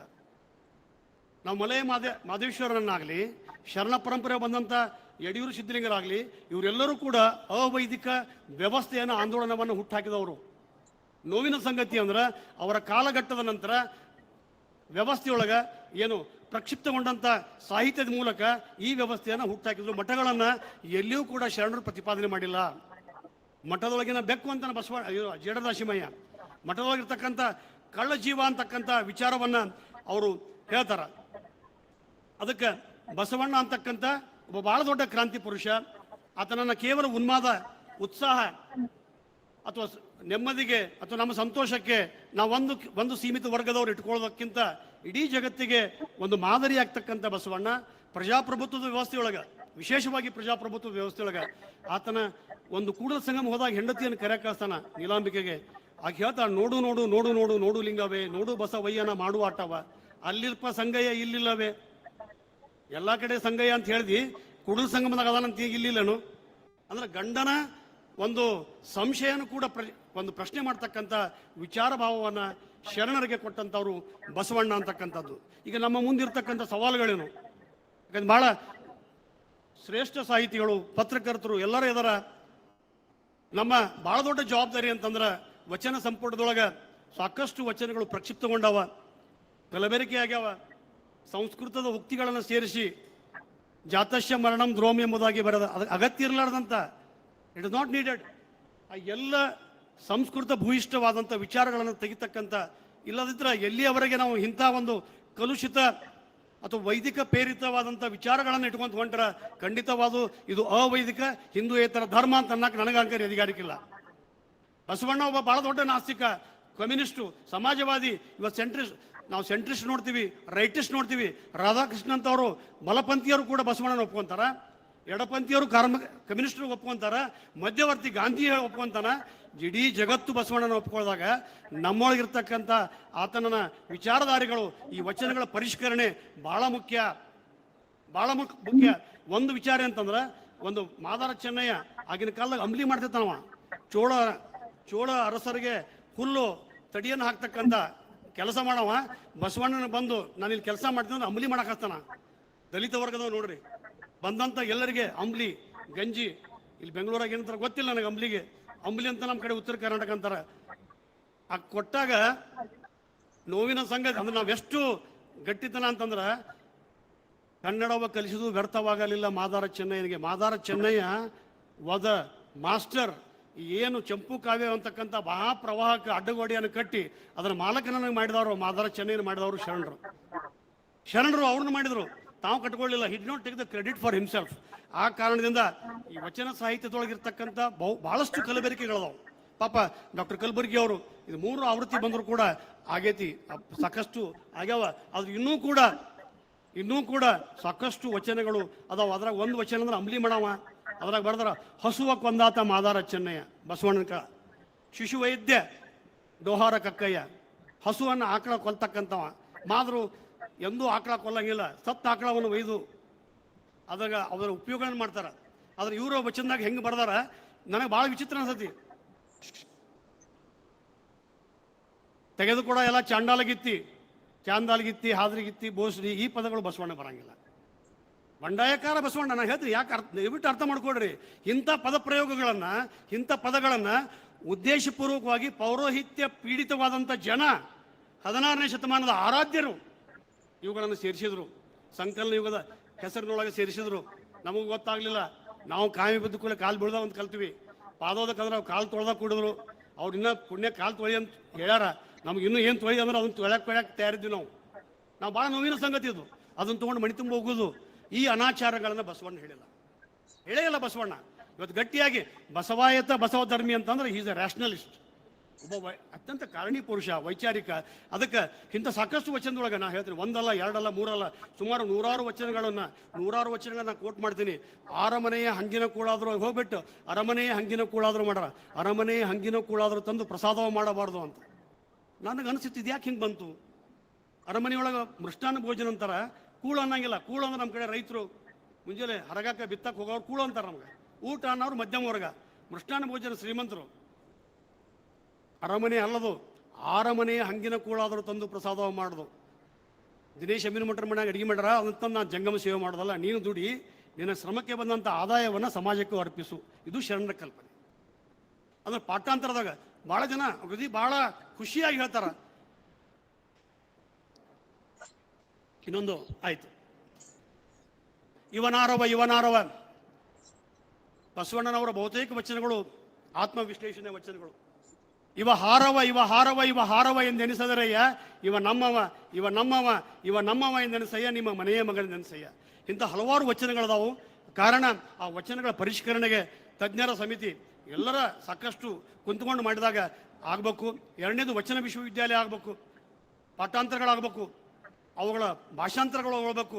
ಕೊನೆಗೆ ಕರ್ನಾಟಕ ಸರ್ಕಾರವು ಹಿಂದೆ ಶ್ರೀಮಾನ್ ಸಿದ್ದರಾಮಯ್ಯನವರು ಇದ್ದಾಗ ಈ ನಾಗಮೋಹನ್ ದಾಸ್ ವರದಿಯನ್ನು ಕೇಂದ್ರ ಸರ್ಕಾರ ತಿರಸ್ಕಾರ ಮಾಡಿತಲ್ಲ ಅದನ್ನು ಮರು ಸಮ್ಮಟ ಮಾಡಬೇಕು. ಆಗ ಮಾತ್ರ ಬಸವಣ್ಣನಿಗೆ ನಿಜವಾದ ಗೌರವ ಸಲ್ಲಿಸಂಗಾಗುತ್ತೆ ಅಂತ ಹೇಳಿ ನನ್ನ ಮಾತಿಗೆ ವಿರಾಮ ಹೇಳ್ತೀನಿ. ಶರಣ.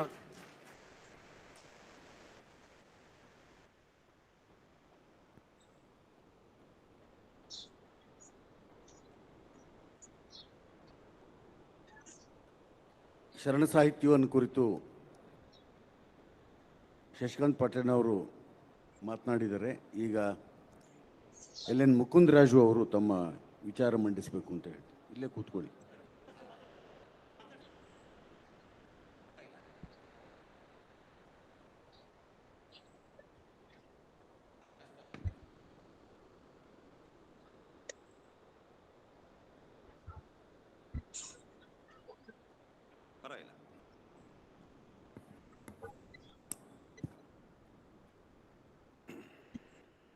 ಹಿರಿಯರೇ, ಸ್ನೇಹಿತರೆ, ಬಂಧುಗಳೇ, ಸಂವಿಧಾನ ಪ್ರೇಮಿಗಳೇ,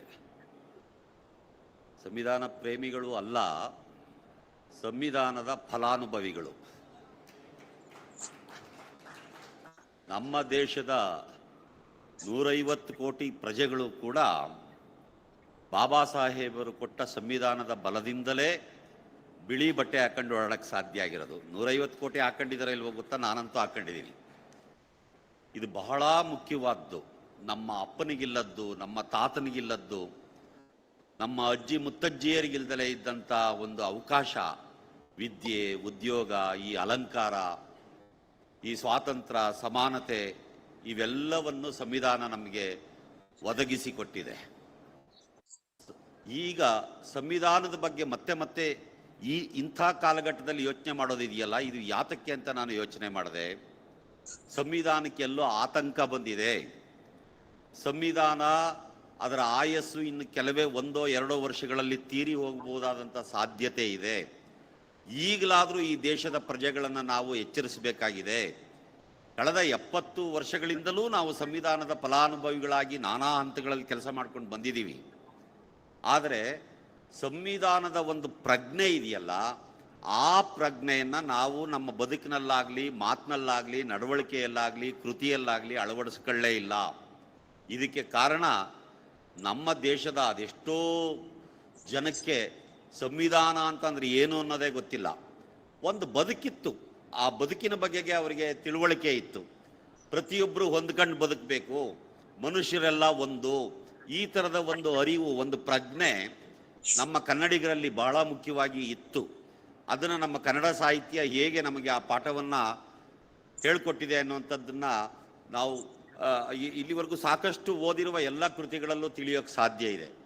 1000 ವರ್ಷದ ಹಿಂದೆಲೇ ಪಂಪ ತನ್ನ ವಿಕ್ರಮಾರ್ಜುನ ವಿಜಯ ಕಾವ್ಯದೊಳಗಡೆ ಎಷ್ಟು ಅದ್ಭುತವಾಗಿ ಈ ಜಾತ್ಯತೀತ ಪ್ರಜ್ಞೆಯನ್ನು ನಿರೂಪಿಸ್ತಾನೆ ಅಂತಂದರೆ ಆಶ್ಚರ್ಯ ಆಗುತ್ತೆ. ನಿಮ್ಗೆಲ್ರಿಗೂ ಗೊತ್ತಿದೆ, ಮನುಷ್ಯ ಜಾತಿ ತಾನೊಂದೇ ಒಲಂ ಅನ್ನೋ ಮಾತು ಇದೆಯಲ್ಲ, 1000 ವರ್ಷದ ಹಿಂದೆ ಹೇಳಿರೋದು, ಅದು ಇವತ್ತಿಗೂ ತುಂಬ ಮುಖ್ಯವಾದದ್ದು. ಕುಲಂ ಕುಲಮಲ್ತು ಛಲಮೆ ಕುಲಂ ಅಭಿಮಾನ ಕುಲಂ ಅಣ್ಬು ತಾನೊಂದೇ ಕುಲಂ ಅನ್ನೋಂಥ ಮಾತು ಪಂಪಂದು. ಈ ಎಲ್ಲ ಮಾತುಗಳನ್ನು ಗಮನಿಸಿ, ಬರೀ ಪಂಪ ಹೇಳಿಲ್ಲ, ಈ ಸೌಹಾರ್ದತೆಯನ್ನು, ಜಾತ್ಯತೀತತೆಯನ್ನು, ಇವೆಲ್ಲವನ್ನು ಪಂಪನಿಗಿಂತ ಹಿಂದಿನ ಲೇಖಕರು ಹೇಳಿದ್ದಾರೆ. ನಮ್ಮ ಕವಿರಾಜ ಮಾರ್ಗದಲ್ಲಿ ಕೂಡ ಅದನ್ನು ಉಲ್ಲೇಖ ಆಗಿರುವಂಥದ್ದನ್ನು ನಾವು ಬಲ್ಲೆವು. ಎಷ್ಟು ಚೆನ್ನಾಗಿ ಕವಿರಾಜ ಮಾರ್ಗದಲ್ಲಿ ಹೇಳಿದೆವು. 9ನೇ ಶತಮಾನದ ಕವಿರಾಜ ಮಾರ್ಗದಲ್ಲಿ ಕಸವರವೆಂಬುದು ನೆರೆ ಸೈರಿಸಲಾರ್ಪುದು ಪರಧರ್ಮಮಂ ಪರವಿಚಾರಮಂ ಅನ್ನುವಂಥ ಮಾತಿದೆಯಲ್ಲ, ಇವತ್ತಿಗೂ ಬಾಬಾ ಸಾಹೇಬರು ಸಂವಿಧಾನ ಬರೆದ ಮೇಲೂ ಕೂಡ ಅದು ಎಷ್ಟು ಪ್ರಸ್ತುತವಾಗಿದೆ. ಕಸವರವೆಂಬುದು ಬಂಗಾರ ಅಂದರೆ ಏನು ತಿಳ್ಕೊಂಡಿದ್ದೀರಿ? ಬಂಗಾರ ಅಂದರೆ ನಾವು ಹಾಕ್ಕೊಂಡಿರೋ ಒಡವೆಗಳು ಮಾತ್ರ ಅಲ್ಲ. ಬಂಗಾರವೆಂದರೆ ಕಸವರವೆಂಬುದು ನೆರೆ ಸೈರಿಸಲಾರ್ಪದು, ನಿನ್ನ ನೆರೆ ಹೊರೆಯವರನ್ನ ಸೈರಣೆ ಮಾಡ್ಕೊಳ್ಳೋದಿದೆಯಲ್ಲ, ಎಂಥ ಅದ್ಭುತವಾದ ಕನ್ನಡ ಶಬ್ದ ಗಮನಿಸಿ. ನೆರೆ ಸೈರಿಸಲಾರ್ಪದು, ನೆರೆ ಸೈರಣೆ. ಸೈರಣೆ ಅಂದರೆ ಟಾಲರೆನ್ಸ್. ಈ ಟಾಲರೆನ್ಸ್ನ ನಮಗೆ 1100 ವರ್ಷಗಳ ಹಿಂದೆನೇ ಶ್ರೀ ವಿಜಯ ಹೇಳ್ಕೊಡ್ತಾನೆ ಕವಿರಾಜ ಮಾರ್ಗದಲ್ಲಿ. ನೆರೆ ಸೈರಿಸಲಾರ್ಪದು ಯಾವುದನ್ನ?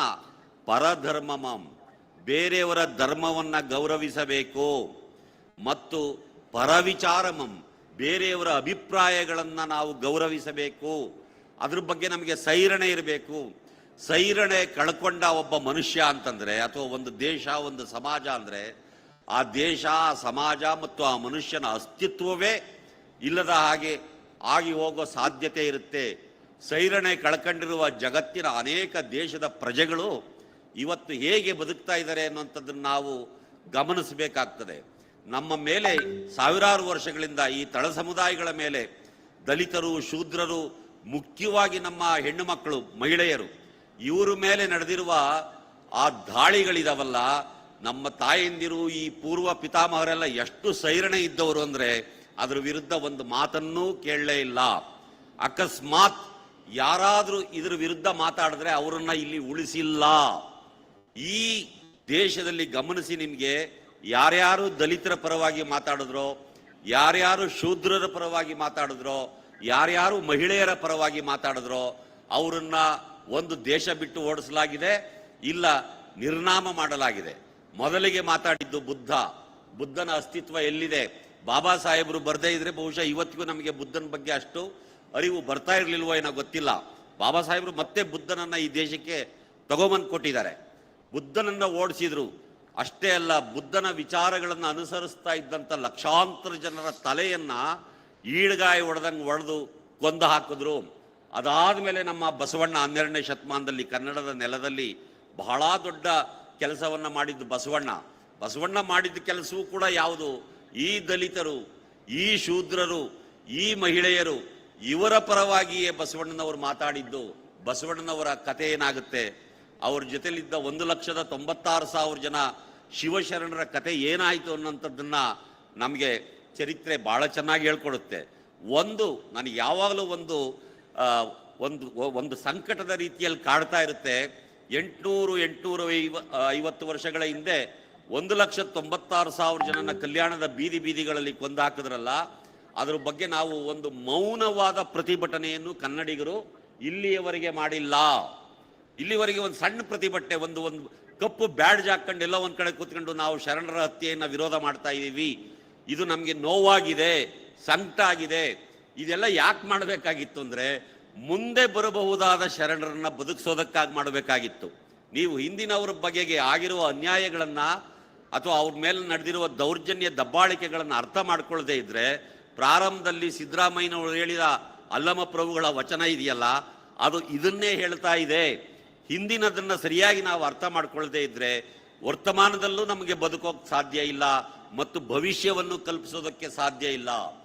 ನಾವು ಬಹಳ ಸೂಕ್ಷ್ಮವಾಗಿಂತ ಸಂಗತಿಗಳನ್ನ ನಮ್ಮ ಕಾಲದ ಜನರಿಗೆ ಹೇಳಬೇಕಾಗಿದೆ. ಯಾವಾಗಲೂ ಒಂದು ಅನುಮಾನ, ನನಗೆ ತುಂಬಾ ಅನುಮಾನಗಳಿದಾವೆ, ಅದರೊಳಗೆ ಇದು ಒಂದು ಅನುಮಾನ ಹೇಳ್ಬಿಡ್ತೀನಿ ನಿಮಗೆ.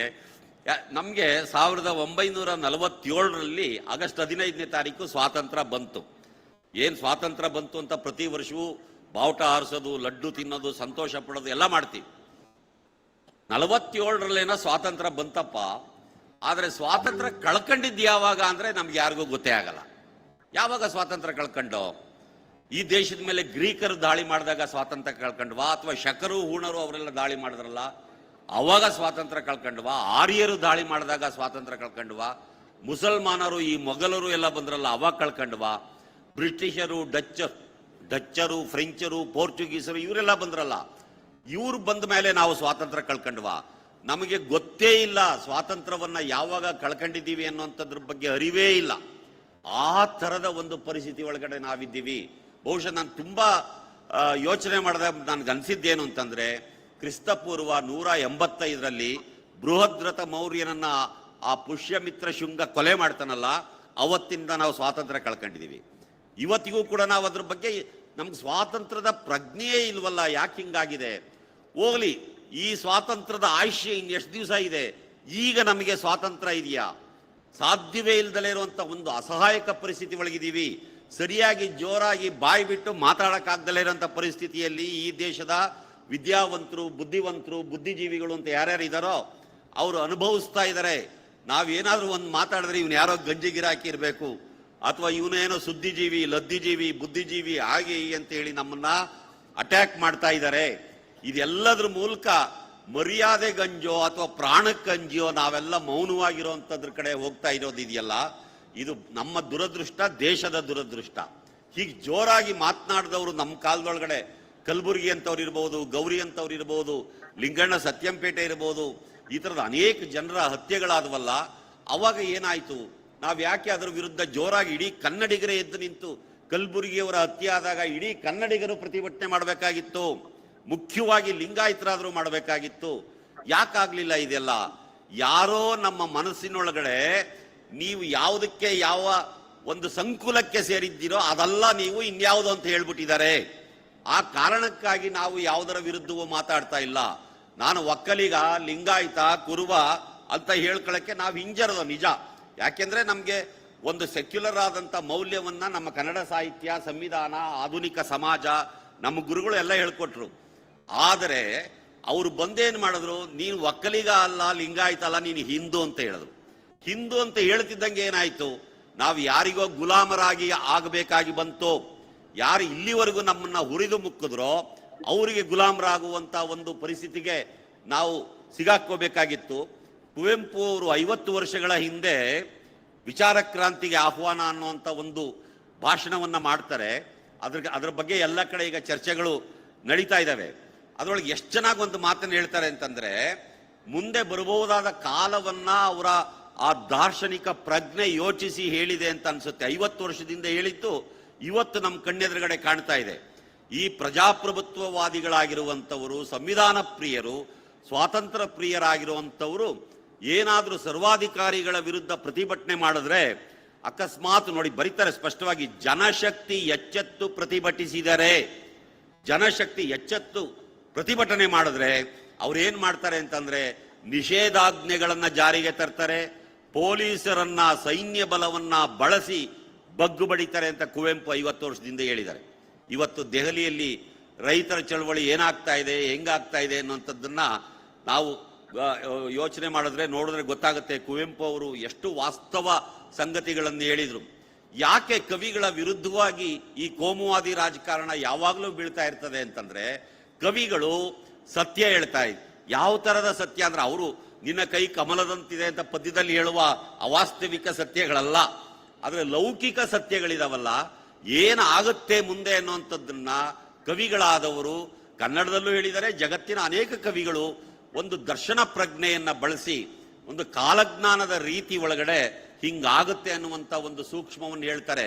ಅದಕ್ಕೆ ಕೋಮುವಾದಿಗಳಿಗೆ ಕವಿಗಳನ್ನ ಕಂಡ್ರೆ ಆಗಲ್ಲ, ಕವಿಗಳ ಬಾಯಿಯನ್ನ ಕಟ್ಟಾಕ್ಬೇಕು, ಕವಿಗಳನ್ನ ದಿಗ್ಬಂಧನಕ್ಕೆ ಒಳಪಡಿಸಬೇಕು ಅಂತ ಯೋಚನೆ ಮಾಡ್ತಾರೆ.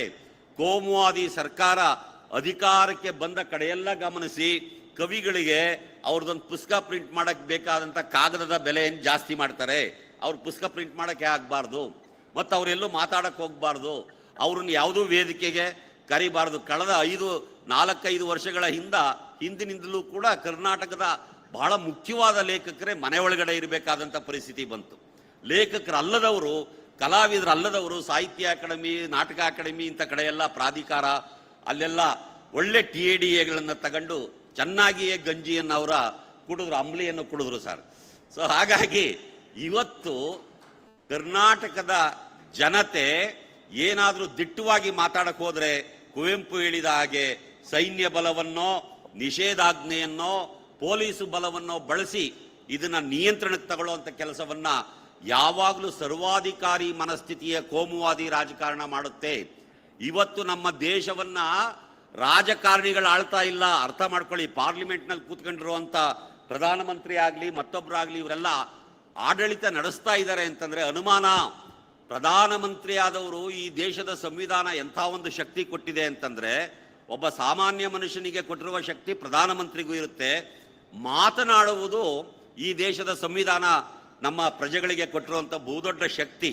ಪ್ರಧಾನಮಂತ್ರಿಯೇ ಮಾತನಾಡಲ್ಲ ಅನ್ನೋದಾದ್ರೆ ಯಾವ ಪರಿಸ್ಥಿತಿ ಒಳಗಡೆ ನಾವಿದ್ದೀವಿ ಅನ್ನುವಂಥದ್ದನ್ನ ಯೋಚನೆ ಮಾಡಬೇಕಾಗಿದೆ. ಇಂಥದ್ದನ್ನೆಲ್ಲ ಗಮನದಲ್ಲಿಟ್ಟುಕೊಂಡು ಇವತ್ತು ಸಂವಿಧಾನದ ಬಲದಿಂದ ನಾವು ಯಾವ ಶಕ್ತಿಯನ್ನ ಪಡೆದಿದ್ದೇವೆಯೋ ಆ ಶಕ್ತಿ ನಮ್ಮ ಮುಂದಿನ ಪೀಳಿಗೆಗೂ ಹೋಗ್ಬೇಕಾಗಿದೆ. ನಾಳೆಯ ನಮ್ಮ ಮಕ್ಕಳು ಮೊಮ್ಮಕ್ಕಳು ನೆಮ್ಮದಿಯಿಂದ ಬದುಕಬೇಕಾದ್ರೆ ಬಾಬಾ ಸಾಹೇಬರ ಸಂವಿಧಾನ ಉಳಿಬೇಕಾಗಿದೆ. ಸಂವಿಧಾನದ ಬಗ್ಗೆ ಈ ದೇಶದ ಪ್ರತಿಯೊಬ್ಬ ಪ್ರಜೆಯೂ ಮಾತನಾಡ್ತಾ ಹೋಗ್ಬೇಕು. ಇವತ್ತು ಕರ್ನಾಟಕ ಸರ್ಕಾರ ಸಂವಿಧಾನದ ಪೀಠಿಕೆಯನ್ನ ಶಾಲೆ ಕಾಲೇಜುಗಳಲ್ಲಿ ಓದಬೇಕು ಅಂತ ಕಾನೂನು ಮಾಡಿದೆ. ಇದನ್ನು ಯಾವತ್ತೋ ಮಾಡಬೇಕಾಗಿತ್ತು. ಸಣ್ಣ ಸಣ್ಣ ಮಕ್ಕಳು ಗಮನಿಸಿ ಸಣ್ಣ ಸಣ್ಣ ಮಕ್ಕಳು ಇವತ್ತು ಸಂವಿಧಾನದ ಪೀಠಿಕೆಯನ್ನ ಬಾಯಲ್ಲಿ ಹೇಳ್ತಾ ಇದ್ದಾರೆ, ಅದರ ವಿಧಿವಿಧಾನಗಳ ಬಗ್ಗೆ ಮಾತಾಡ್ತಾ ಇದ್ದಾರೆ. ಈ ಪ್ರಜ್ಞೆ ಬಂದಾಗ ಯಾವುದೇ ಸರ್ವಾಧಿಕಾರಿಗೂ ಕೂಡ ಈ ದೇಶದ ಪ್ರಜಾಪ್ರಭುತ್ವವನ್ನು ನಾಶ ಮಾಡೋದಕ್ಕಾಗ್ಲಿ, ಸಂವಿಧಾನದ ಬದಲಾವಣೆ ಮಾಡ್ತೀವಿ ಅಂತ ಹೊರಟಿದಾರಲ್ಲ ಅದಕ್ಕಾಗ್ಲಿ ಸಾಧ್ಯ ಆಗೋಲ್ಲ. ಇವತ್ತು ನನಗೆ ಇಷ್ಟೆಲ್ಲ ಮಾತಾಡೋದಕ್ಕೆ ಅವಕಾಶ ಕೊಟ್ಟಿದ್ದಕ್ಕಾಗಿ ಈ ಸಂಬಂಧಪಟ್ಟಂತ ಸಮಾಜ ಕಲ್ಯಾಣ ಇಲಾಖೆ ಇರ್ಬೋದು ಅಥವಾ ಬೇರೆ ಬೇರೆ ಸಂಘಟನೆಯವರು ಇರ್ಬೋದು, ನಮ್ಮನ್ನು ನೋಡ್ಕೊಳ್ತಾ ಇರುವಂಥ ಅಧಿಕಾರಿ ವರ್ಗದವರು ಇರ್ಬೋದು, ಇವರೆಲ್ಲರಿಗೂ ಮತ್ತು ಕೇಳಿದ ನಿಮ್ಮಂಥ ಎಲ್ಲ ಹಿರಿಯರಿಗೂ ನನ್ನ ಕೃತಜ್ಞತೆಗಳನ್ನು ಸಲ್ಲಿಸಿ ನನ್ನ ಮಾತುಗಳನ್ನ ಮುಗಿಸ್ತೀನಿ. ನಮಸ್ಕಾರ. ಧನ್ಯವಾದಗಳು ಮುಕುಂದರಾಜು ಅವರೇ. ನಿಮ್ಮ ಸಮಯವನ್ನು ಉಲ್ಲಂಘಿಸಿದ ರೀತಿಯೊಳಗೆ ನೀವು ನಿಮ್ಮ ವಿಚಾರಗಳನ್ನು ಮಂಡಿಸಿದಿರಿ. ಈಗ ದಯಮಾಡಿ ಚಿನ್ನಸ್ವಾಮಿ ಸೋಸ್ಲಿ ಅವರು ತಮ್ಮ ವಿಚಾರಗಳನ್ನು ಮಂಡಿಸಲಿದ್ದಾರೆ.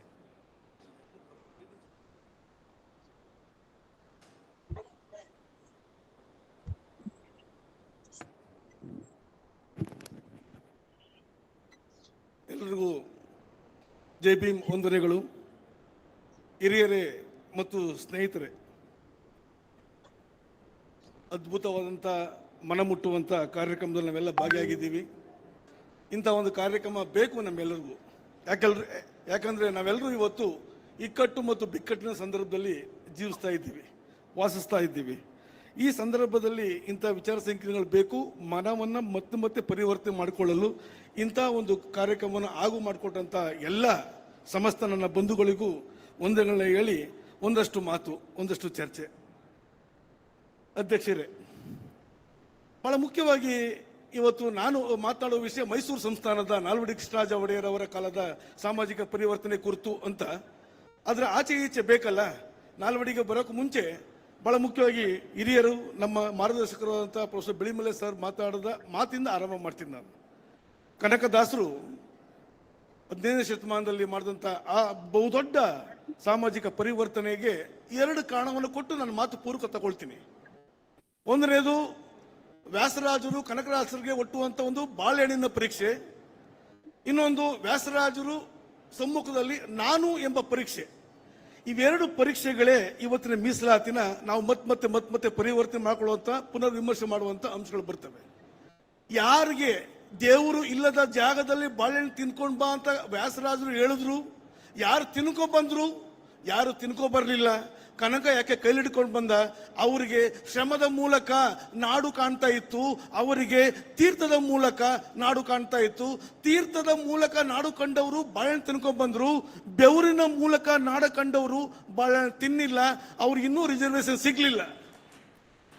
ತಿನ್ಕೊಂಡ್ ಬಂದವ್ರಿಗೆ ರಿಸರ್ವ್ ಸಿಗ್ತಾ ಇದೆ, ಬೆಳಿಗ್ಗೆ ಗೋಷ್ಠಿಲ್ ಆದಂಗೆನೆ ಸಿಗ್ತಾ ಇದೆ. ಇದು ಯಾಕಂದ್ರೆ ಇವರು ದೇವ್ರು ಕಾಣಕ್ ಆಗ್ತಾ ಇಲ್ಲ ಬೆವ್ರ ಮೂಲಕ, ಅವರು ತೀರ್ಥದ ಮೂಲಕ ಕಾಣದ ದೇವರನ್ನು ಕಂಡೆ ಅಂತ ಹೇಳಿ ಸುಳ್ಳು ಹೇಳಿ ಒಂದು ಸುಳ್ಳನ್ನ ಸತ್ಯ ಮಾಡಲು 1000 ಸುಳ್ಳು ಹೇಳ್ತಾ ಇದ್ದಾರೆ. ಅದಕ್ಕಾಗಿ ಮೀಸಲಾತಿ ಸಿಗ್ತಾ ಇದೆ, ಜನಗಳಿಗೆ ಮೀಸಲಾತಿ ಇಲ್ಲ. ಎರಡನೇದು, ನಿಮ್ಗೆ ಯಾಕೆ ಮೀಸಲಾತಿ ಬೇಕು ಅಂತ ಕನಕನ ಹೊಡೆದಾಗ ನನಗೆ ಬೇಕು ಅಂತ ಹೇಳುವ ಅರ್ಥ ಇಲ್ಲ. ಅಂತಂದ್ರೆ ನಾನು ಸ್ವರ್ಗಕ್ಕೆ ಹೋಗಬಹುದು, ನಾನು ಹೋದರೆ ಹೋಗಬಹುದು. ಹಾಗಾಗಿ ನಾನು ಹೋದರೆ ಹೋಗಬಹುದು, ನಾನು ಅನ್ನುವ ಯಾವುದೇ ಅಹಂ ಇಲ್ಲದೆ ಕೇವಲ ನಾನತ್ವವೇ ತುಂಬಿರೋರು ಇವತ್ತು ಅಂಕೆ ಸಂಖ್ಯೆಯಲ್ಲಿ ಸ್ವರ್ಗಕ್ಕೆ ಹೋಗ್ತಾ ಇದ್ದಾರೆ. ಇದು 2 ಬಹಳ ದೊಡ್ಡದಾಗಿ ನಾವು ಮುಂದೆ ಕಾಡುವಂತ ಪ್ರಶ್ನೆಗಳು. ಈ ಪ್ರಶ್ನೆ ಕಾಡಿದಾಗ ಮಾತ್ರ ನನಗೆ ಬಸವಣ್ಣನ ದಾಸೋಹದ ಕಾನ್ಸೆಪ್ಟ್ ಅರ್ಥ ಆಗುತ್ತೆ. ಬಸವಣ್ಣ ಹೇಳಿದಂತ ಆ ದಾಸೋಹದ ಕಾನ್ಸೆಪ್ಟ್, ನಾನು ದುಡಿಬೇಕು, ನಾವು ಉಣ್ಣಬೇಕು ಎಂಬ ತತ್ವ ಇದೆಯಲ್ಲ, ಅದು ಬಹುದೊಡ್ಡ ದಾಸೋಹದ ಕಾನ್ಸೆಪ್ಟ್. ನಾನು ದುಡಿಬೇಕು ಅಂದ್ರೆ ನಾವೆಲ್ಲರೂ ದುಡಿಬೇಕು, ನಾವೆಲ್ಲರೂ ಉಣ್ಣಬೇಕು ಹೊರತು ನಾನೊಬ್ಬ ದುಡಿಬೇಕು ನೀವೆಲ್ಲ ಉಣ್ಣಬೇಕು ಎಂಬ ಅರ್ಥ ಅಲ್ಲ. ಇದೇ ಅರ್ಥ ಆದದ್ದು ಈ ದೇಶದಲ್ಲಿ 2000 ವರ್ಷಗಳ ಇತಿಹಾಸದ ಉದ್ದಕ್ಕೂ ನಾನು ದುಡಿದೆ, ನಾವು ದುಡಿದೆವು, ಆದ್ರೆ ಅವನು ಮಾತ್ರ ಉಂಡನು. ನಾವೆಲ್ಲರೂ ದುಡಿದೆವು, ನಾವೆಲ್ಲ ಶ್ರಮ ಪಟ್ಟೆವು, ನಮ್ಮ ರಕ್ತ ಮಾಂಸಗಳನ್ನು ಸೇರಿಸಿ ರಾಷ್ಟ್ರ ಕಟ್ಟಿದವು. ಆದ್ರೆ ಆ ಗುಡಿ ಒಳಗೆ ಮೆರೆದದ್ದು ಮಾತ್ರ ನಾಗರ ಹಾವು. ಹುತ್ತವನ್ನು ಕಟ್ಟಿದ ಹುತ್ತದ ಒಳಗಿನ ಗೆದ್ದಲು ಆಚೆ ಬಂತು ಹೊರತು ಹಾವು ಒಳಗಡೆ ಸೇರ್ಕೊಂಡು ಸುಂದರವಾಗಿ ಎಡೆ ಬಿಟ್ಟ ಕಾರಣಕ್ಕಾಗಿ, ಆ ಎಡೆ ಅಂದವಾಗಿರೋ ಕಾರಣಕ್ಕಾಗಿ, ಆ ಎಡೆ ಪುರಾಣದ ಜೊತೆ ಬೆರೆತ್ಕೊಂಡ ಕಾರಣಕ್ಕಾಗಿ ಅದು ರಾಷ್ಟ್ರವನ್ನ ಮೆರಿತು. ಉತ್ತ ಸೋಲ್ತು. ಇದು ನಮ್ಮ ರಿಸರ್ವೇಶನ್ ನ ಬಹುದೊಡ್ಡ ಅಂಶಗಳು. ಇವನ್ನ ಇಲ್ಲಿ ನಾನು ಈ ಅಂಶವನ್ನ ಹೇಳುತ್ತಾ ನಾನು ಈ ಭಾರತದಲ್ಲಿ ಮೀಸಲಾತಿ ತಗೊಳ್ಳೋರ್ಗೆ ಬಹುದೊಡ್ಡ ಪ್ರಶ್ನೆ ಅಂತಂದ್ರೆ, ನನಗೆ ಮೀಸಲಾತಿಯನ್ನ ಯಾಕೆ ಕೊಟ್ರು ಅಂತ ನಾವು ಕೇಳೋ ಪ್ರಶ್ನೆಗೆ ನೀನು 2000 ವರ್ಷಗಳಿಂದ ಯಾಕೆ ಏಕಮುಖ ಮೀಸಲಾತಿ ತಕ್ಕೊಂಡೆ ಅಂತ ಕೇಳಬೇಕಾಗಿದೆ ನಾವು. ಯಾಕೆ ತಕೊಂಡೆ? ಯಾಕೆ ಶಿಕ್ಷಣ ಕೊಡ್ಲಿಲ್ಲ? ಯಾಕೆ ಉದ್ಯೋಗ ಕೊಡ್ಲಿಲ್ಲ? ಮಾನವನ ಮೂಲಭೂತ ಹಕ್ಕುಗಳನ್ನು ಯಾಕೆ ಕೊಳ್ಳ ನನಗೆ? ಯಾಕೆ ನನ್ನ ಪಶು ಪಕ್ಷಿ ಹಂಗೆ ಕಂಡೆ? ನನಗೆ ನಾಯಿ ನರಿ ಹಂಗೆ ಕಂಡೆ? ನನ್ನ ಅಜ್ಞಾನಿಯಾಗಿ ಮಾಡ್ದ?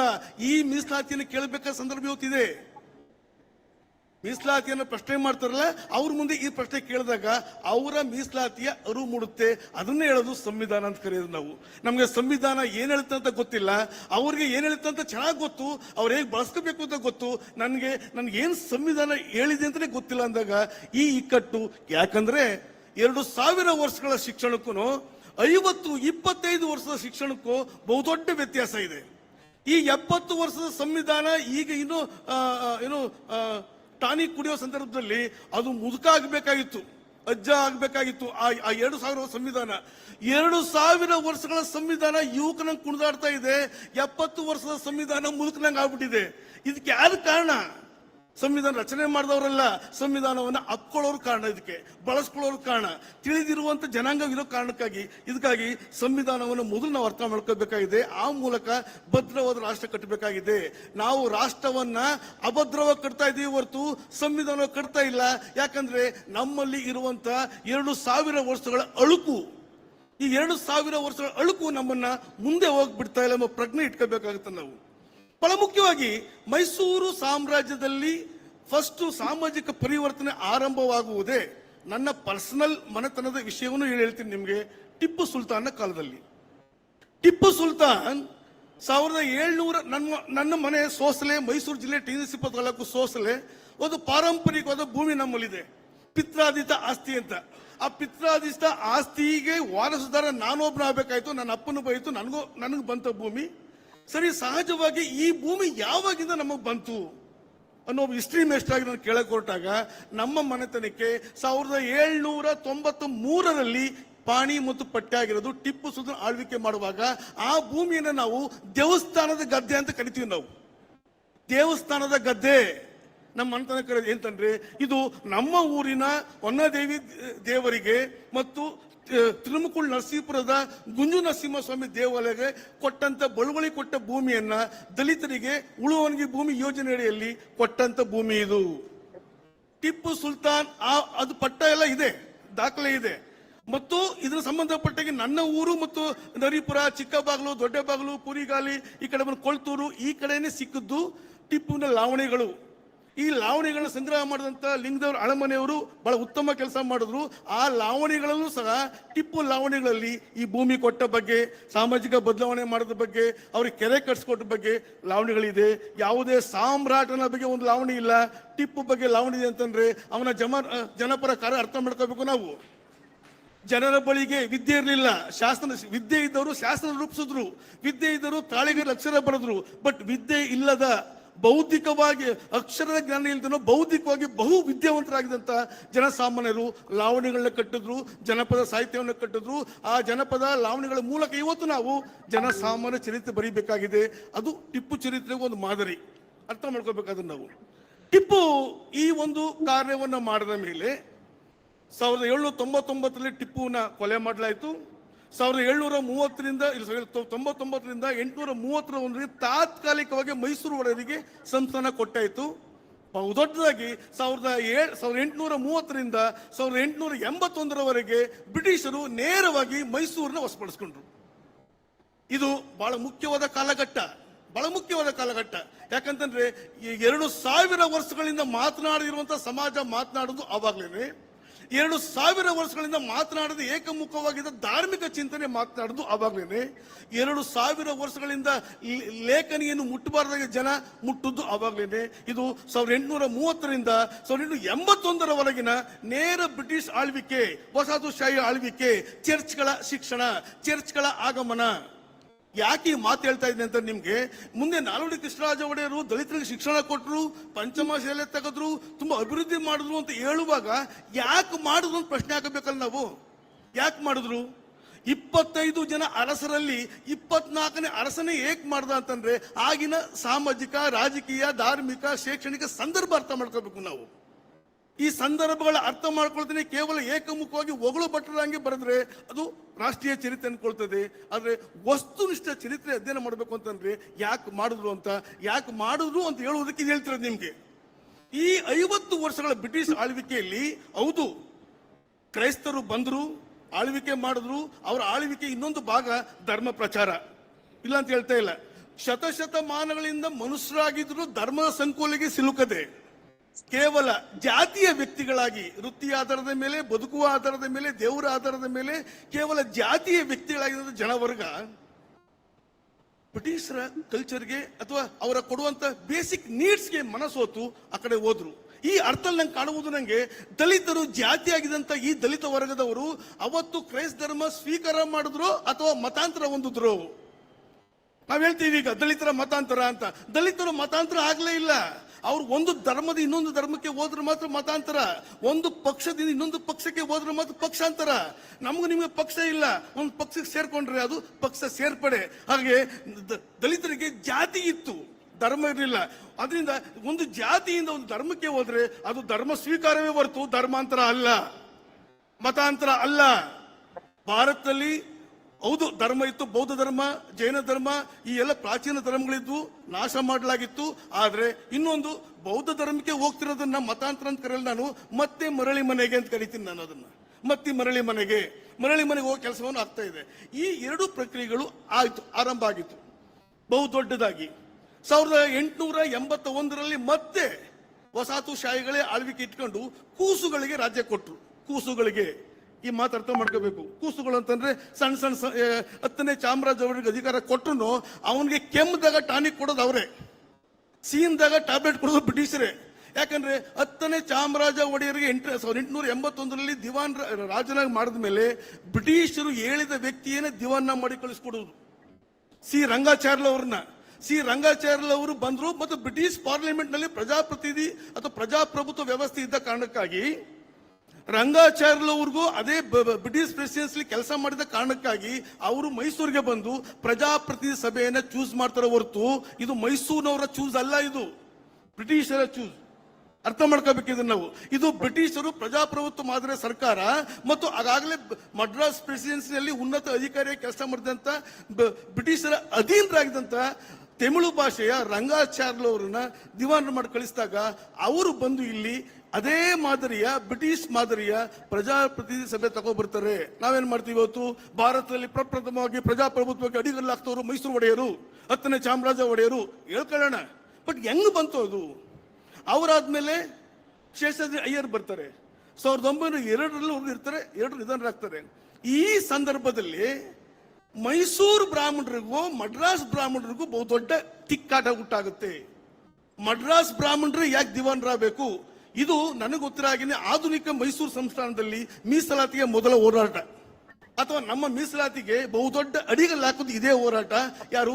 ಮೈಸೂರು ಬ್ರಾಹ್ಮಣ ವರ್ಸಸ್ ತಮಿಳುನಾಡು ಬ್ರಾಹ್ಮಣ, ಮಡ್ರಾಸ್ ಬ್ರಾಹ್ಮಣ. ಈ ಮಡ್ರಾಸ್ ಬ್ರಾಹ್ಮಣರ ವಿರುದ್ಧ ಮೈಸೂರು ಬ್ರಾಹ್ಮಣ ದಂಗೆ ಇದ್ದಾಗ ಆಗ ವಿಶ್ವೇಶ್ವರಯ್ಯನವರ ದಿವಾನರಾಗಿ ಮಾಡಲಾಗುತ್ತೆ. ಸರಿ, ವಿಶ್ವೇಶ್ವರಯ್ಯ ಆದ ಮೇಲೆ ಹುಟ್ಟುಕೊಳ್ಳುವುದೇ ಬ್ರಾಹ್ಮಣರೇ ಯಾಕಾಗಬೇಕು, ನಾವ್ಯಾಕೆ ಆಗಬಾರ್ದು ಅಂತ ದೃಷ್ಟಿಯಿಂದ ನಾನ್ ಬ್ರಾಹ್ಮಿಣ್ ದಂಗೆ ಹುಟ್ಕೊಳ್ಳುತ್ತೆ. ತಮಿಳುನಾಡಲ್ಲಿ ಆಗ್ಲೇ ದ್ರಾವಿಡ ಮೂವ್ಮೆಂಟ್ ಆಗಿರ್ತದೆ, ಅದರ ಬೇಸ್ ಮೇಲೆ ಮೈಸೂರಲ್ಲೂ ಆಗುತ್ತೆ. ಈ ನಾನ್ ಬ್ರಾಹ್ಮಣ್ ಮೂವ್ಮೆಂಟ್ ಒಂದ್ ಕಡೆ ಆಗ್ತಾ ಇರ್ತದೆ.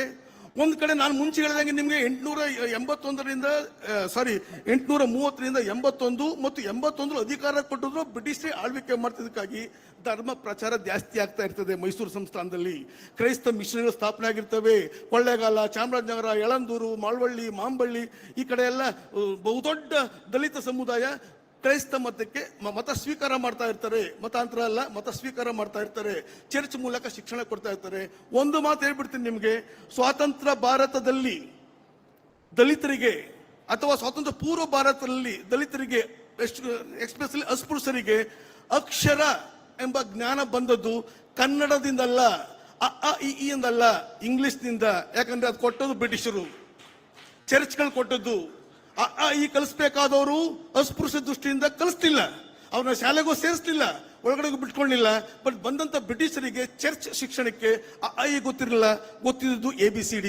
ಅದರಿಂದ ದಲಿತರಿಗೆ ABCD ಇಂದನೇ ಆರಂಭ ಮಾಡುದು.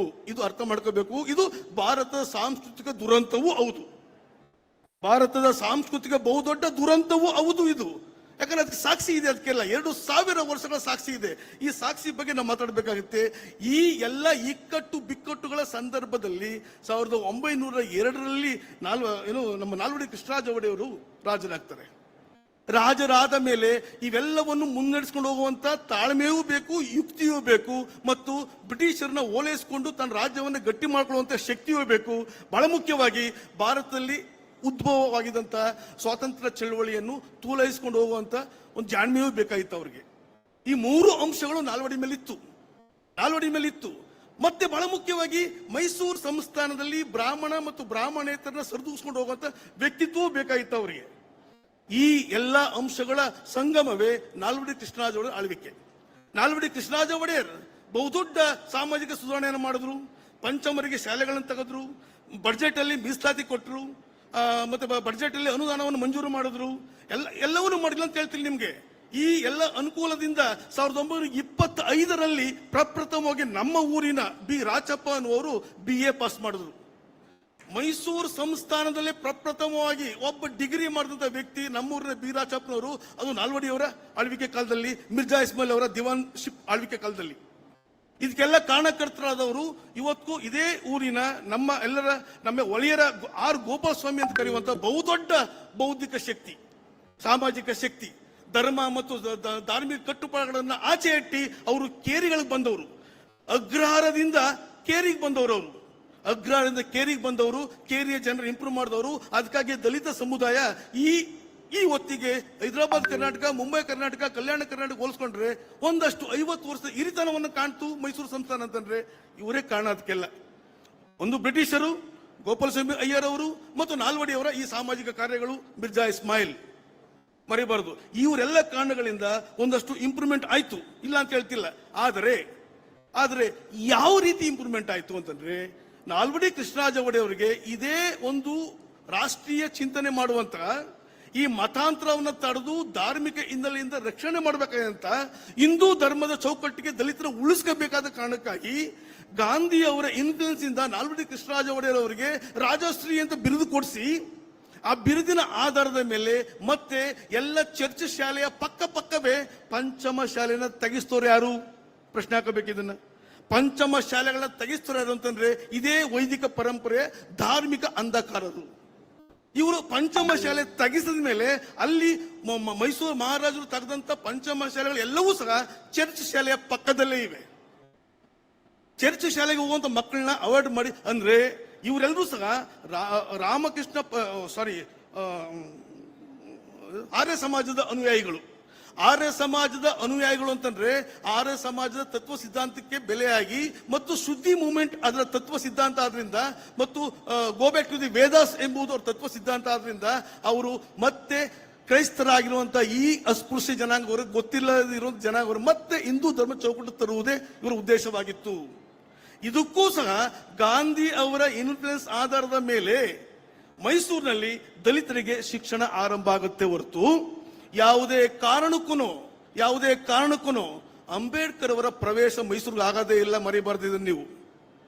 ಯಾವುದೇ ಕಾರಣಕ್ಕೂ ಅಂಬೇಡ್ಕರ್ ಅವರ ಪ್ರವೇಶ ನಾಲ್ವಡಿ ಕೃಷ್ಣರಾಜ ಒಡೆಯರ್ ಅಂತ್ಯ ಆಗುವವರೆಗೂ ಮೈಸೂರು ಸಂಸ್ಥಾನ ದಲಿತ ಪರ ಚಿಂತನೆ, ಸಾಮಾಜಿಕ ಪರ ಮತ್ತು ಎಲ್ಲರಿಗೂ ಸೇವೆ ಮಾಡ್ತು ಹೇಳುವಾಗ, ಆದ್ರೆ ಅಟ್ ದ ಟೈಮ್ 1927ರಲ್ಲಿ ಮಹಾರ್ಕೆರೆ ಚಳವಳಿ, 1930ರಲ್ಲಿ ಟೆಂಪಲ್ ಚಳವಳಿ ಮತ್ತು ನಿಮ್ನ ವರ್ಗ ಚಳವಳಿ, ಇಷ್ಟೆಲ್ಲ ಬೃಹತ್ ಚಳವಳಿ ಮಾಡ್ತಿದ್ದ ಅಂಬೇಡ್ಕರ್ ಏಕೆ ಮೈಸೂರು ಸಂಸ್ಥಾನಕ್ಕೆ ಒಂದು ಬಾರಿಯೋ ಬರಲಿಲ್ಲ. ಪೂನಾ ಒಪ್ಪಂದದ ನಂತರ ಗಾಂಧಿಯವರು ಹರಿಜನ ಉದ್ಧಾರಕ್ಕೆ ಮೈಸೂರಿಗೆ ಬರ್ತಾರೆ. ಚಿನ್ನ, ಬೆಳ್ಳಿ, ಬಂಗಾರ ಎಲ್ಲ ಕೊಡ್ತಾರೆ, ಆಸ್ತಿ ಪತ್ರ ಕೊಡ್ತಾರೆ, ಜಮೀನ್ ಪತ್ರ ಕೊಡ್ತಾರೆ. ಅಂದ್ರೆ ಅಂಬೇಡ್ಕರ್ ಕರ್ಕೊಂಡೇ ಬರಲ್ಲ.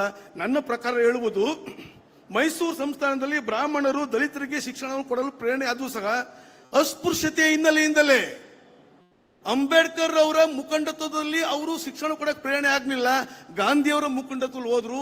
ಅದಕ್ಕೆ ಅಕ್ಷರ ಅವರಿಗೆ ಗೊತ್ತಿದ್ದ ಕಾರಣಕ್ಕಾಗಿ, ಬರೆಯುವುದು ಅವರ ಸೊತ್ತಾಗಿದ್ದ ಕಾರಣಕ್ಕಾಗಿ, ಪತ್ರಿಕೋದ್ಯಮ ಅವರ ಬಳಗವೇ ಆಗಿದ್ದ ಕಾರಣಕ್ಕಾಗಿ ಗಾಂಧಿ ಅವರನ್ನ ಬಹುದೊಡ್ಡ ಅಸ್ಪೃಶ್ಯತೆ ನಿವಾರಣಕಂತ ಬರೆದ ಹೊರತು ಅಂಬೇಡ್ಕರ್ ಬಗ್ಗೆ 3 ಪುಟ ಬರೀಲಿಲ್ಲ, ಒಂದು ಅಕ್ಷರ ಬರೀಲಿಲ್ಲ. ಇದು ಆರಂಭದ ಅಸ್ಪೃಶ್ಯತೆ ನಿವಾರಣೆಗೆ ಬ್ರಾಹ್ಮಣರು ತುಂಬಾ ಸಹಾಯ ಮಾಡಿದರು. ಒಬ್ಬಿದ್ದಾರೆ ಈಗ ಕುದ್ಮಲ್ ರಂಗರಾಯರು ಎಲ್ಲ ಸೇವೆ, ಗೋಪಾಲ ಸ್ವಾಮಿ ಅಯ್ಯರ್, ಖಂಡಿತವಾಗಿ ಅವ್ರು ಈ ಭಾವನೆ ಇರಲಿಲ್ಲ. ಆದ್ರೆ ಇವತ್ತು ಏನೆಲ್ಲ ಆಗಿದ್ರೆ ಅದು ಗಾಂಧಿ ಅವರ ಇನ್ಫ್ಲುಯೆನ್ಸ್ ಅಂತ ಹೊರತು ಅಂಬೇಡ್ಕರ್ ಅವರ ಪ್ರಭಾವ ಇದ್ರೂ ಪ್ರಭಾವ ಮಾಡ್ಕೊಳ್ದೇನೆ ಅಸ್ಪೃಶ್ಯತೆಯಾಗಿ ನೋಡದೆ ಕಾರಣ ಎಂಬುದನ್ನು ನಾವು ಮರೆಯಬಾರದು ನಾವು. ಹಾಗಾಗಿ ಒಂದು ಸಂದರ್ಭವನ್ನ ನಾಲ್ವಡಿಯವ್ರಿಗೂ ಇಕ್ಕಟ್ಟಿಗೆ ಹಾಕೊಳ್ತದೆ.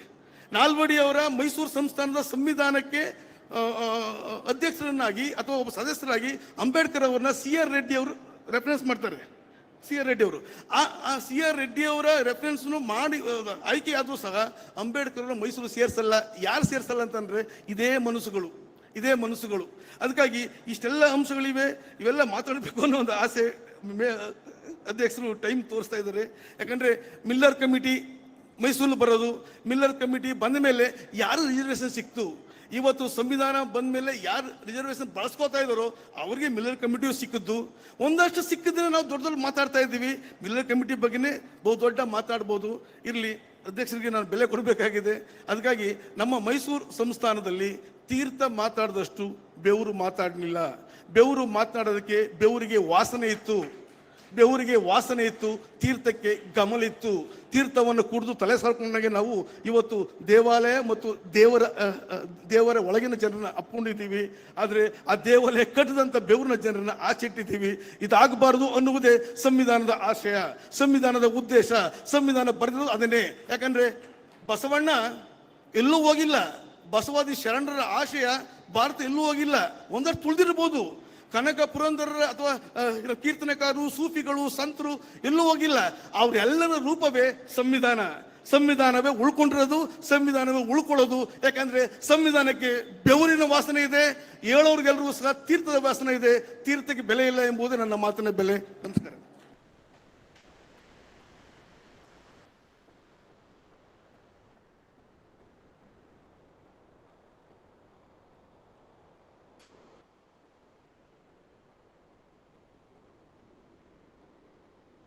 ಮಿತ್ರರಾದ ಸೋಸ್ಲೆಯವರು ಮೈಸೂರು ಸಂಸ್ಥಾನದ ಚರಿತ್ರೆಯನ್ನು ಕುರಿತಂತೆ ಸಾಕಷ್ಟು ಪ್ರಶ್ನೆಗಳನ್ನು ಏಳಿಸುವ ರೀತಿಯ ಸತ್ಯಗಳನ್ನು ಅಥವಾ ಸತ್ಯದ ಸುತ್ತಾಡುವ ಚಿಂತನೆಗಳನ್ನು ಅವರು ಹರಿಯಬಿಟ್ಟಿದ್ದಾರೆ. ಅವರಿಗೆ ಧನ್ಯವಾದಗಳು. ನಾನೀಗ ದಿನೇಶ್ ಹೇಳಿದ ರೀತಿ ಒಳಗೆ ಇದುವರೆಗೆ ಪ್ರಸ್ತಾಪಿತವಾಗಿರ್ತಕ್ಕಂಥ ಯಾರ ವಿಚಾರಗಳನ್ನೂ ಕೂಡ ನಾನು ಪುನರುಕ್ತಿ ಮಾಡುವುದಕ್ಕಿಂತ ಇಡೀ ಒಟ್ಟು ಸಭೆಯ ಆಶಯವನ್ನು ಇಟ್ಕೊಂಡಂತೆ ನಾನು 4 ಮಾತುಗಳನ್ನು ಹೇಳೋದಕ್ಕೆ ಇಷ್ಟಪಡ್ತೀನಿ. ನಾನು ಪ್ರಾರಂಭದಲ್ಲೇ ಹೇಳಿದೆ, ನೋಡಿ ಕಂಡ ಅಂತನ್ನುವ 2 ಶಬ್ದಗಳನ್ನು ಅಲ್ಲಮಪ್ರಭು ಭಾಷೆಯ ಬಗೆಗೆ ಬಹಳ ಮಿತಶಕ್ತಿಯನ್ನು ಇಟ್ಟುಕೊಂಡು ಮಾತನಾಡುವಂಥ ಒಬ್ಬ ಶರಣ.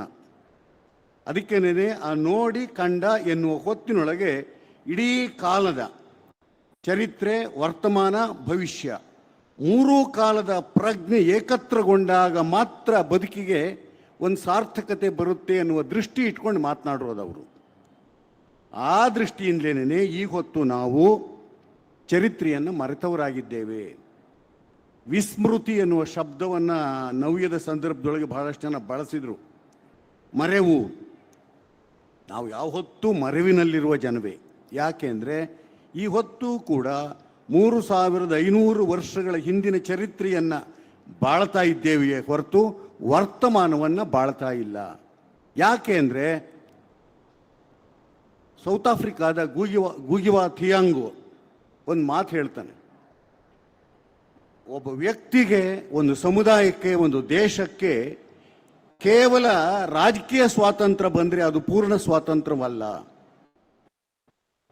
ಪೂರ್ಣ ಸ್ವಾತಂತ್ರ್ಯ ಅನ್ನೋದು ಸಾಂಸ್ಕೃತಿಕ ದಾಸ್ಯದಿಂದ ಬಿಡುಗಡೆಗೊಂಡಾಗ ಮಾತ್ರ ಬರುವಂಥದ್ದು. ಇದು ನಮ್ಮ ದೇಶಕ್ಕೆ ಹೆಚ್ಚು ಅನ್ವಯಿಸುತ್ತೆ.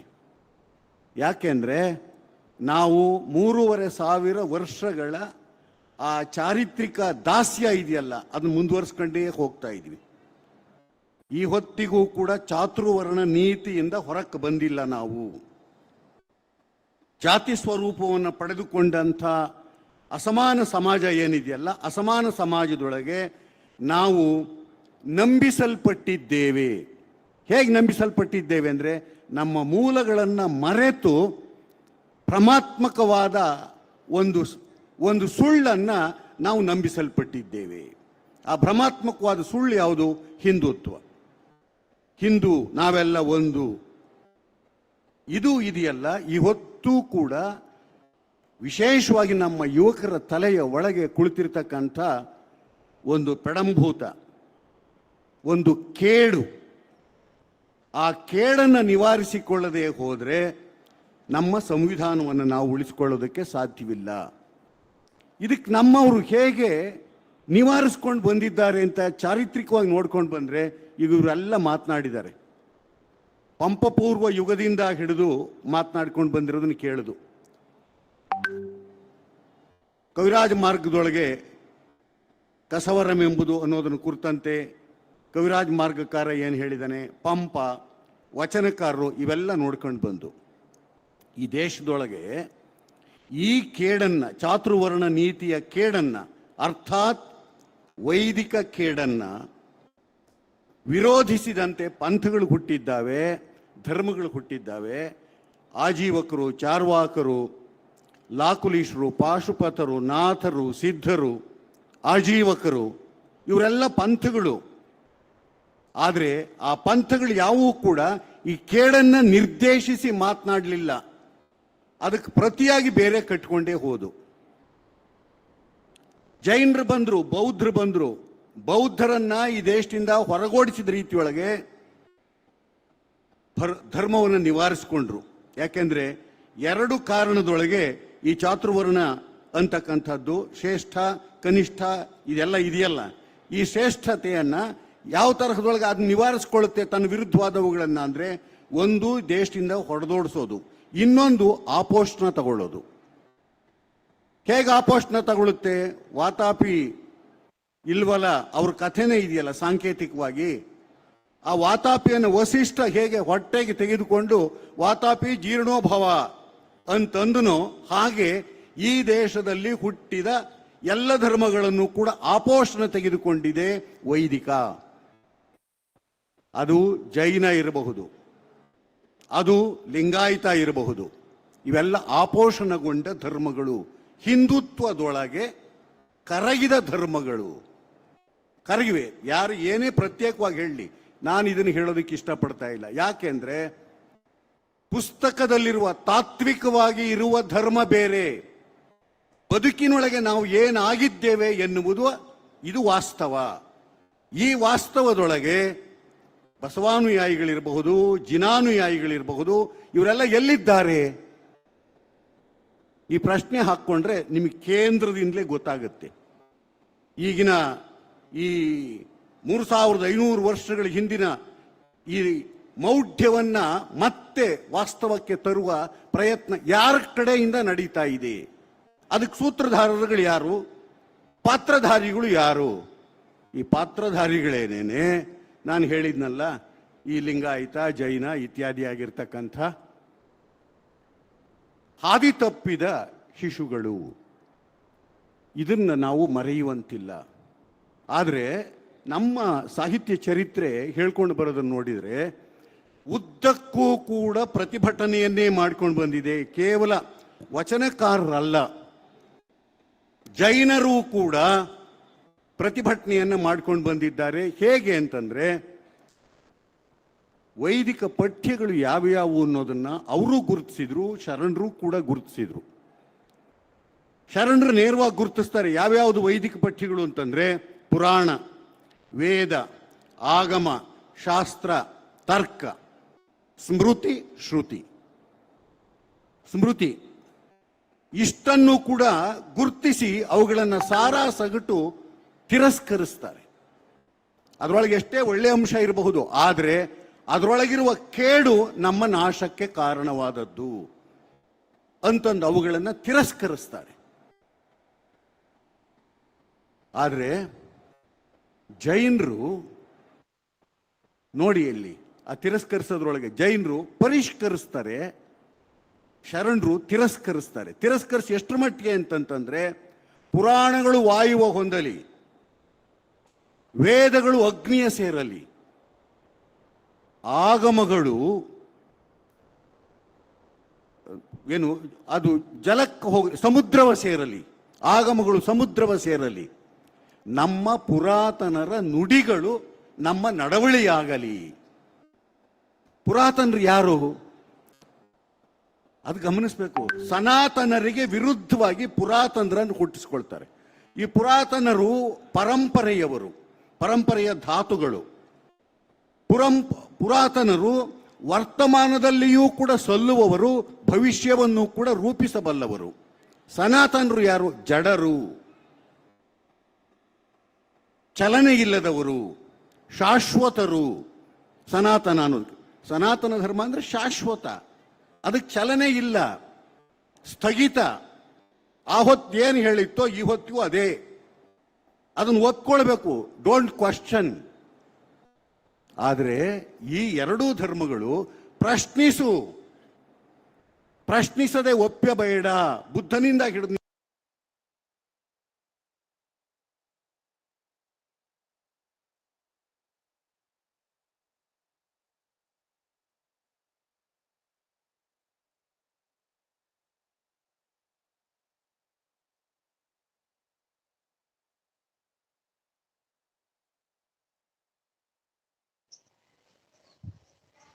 ವಾಯ್ಸ್ ಕೇಳ್ತಾ ಇಲ್ಲ madam? Wait sir, I will check. Sir ಕೇಳ್ತಾ ಇದೆ. ಸರ್ ಕೇಳ್ತಾ ಇಲ್ಲವಲ್ಲ ಸರ್, ಒಂದ್ ನಿಮಿಷ ಚೆಕ್ ಮಾಡ್ತಾ ಇದ್ದೀನಿ ಸರ್.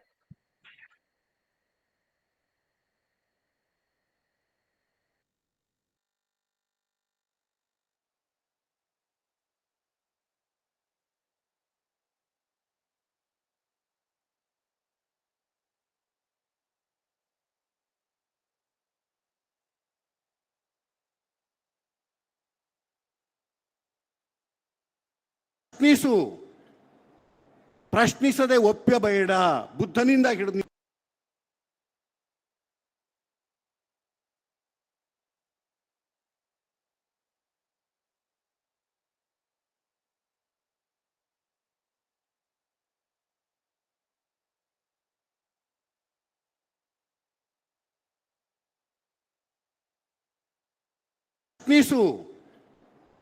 ಪ್ರಶ್ನಿಸದೆ ಒಪ್ಪಬೇಡ, ಬುದ್ಧನಿಂದ ಹಿಡಿದು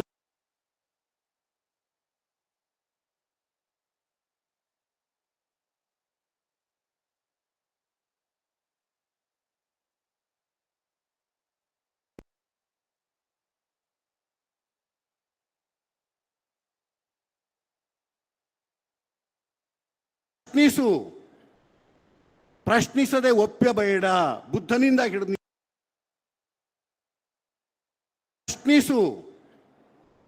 ಪ್ರಶ್ನಿಸದೆ ಒಪ್ಪಬೇಡ, ಬುದ್ಧನಿಂದ ಹಿಡಿದು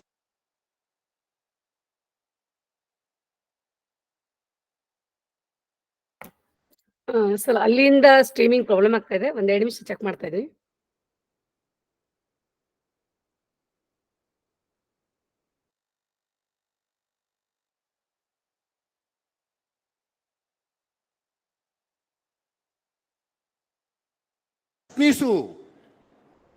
ಪ್ರಶ್ನಿಸದೆ ಒಪ್ಪಬೇಡ,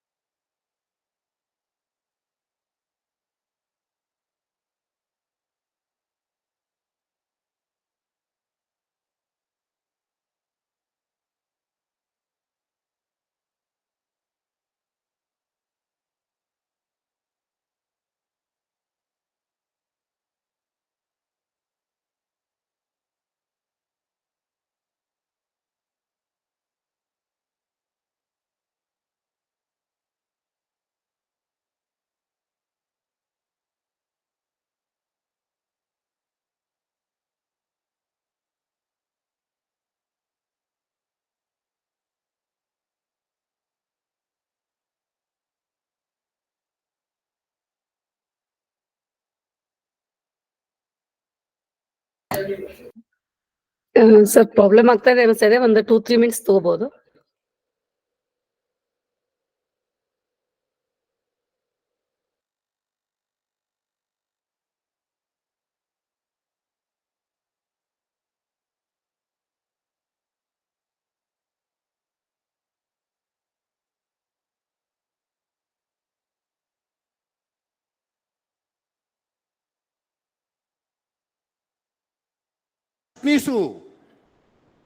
ಪ್ರಶ್ನಿಸದೆ ಒಪ್ಪಬೇಡ.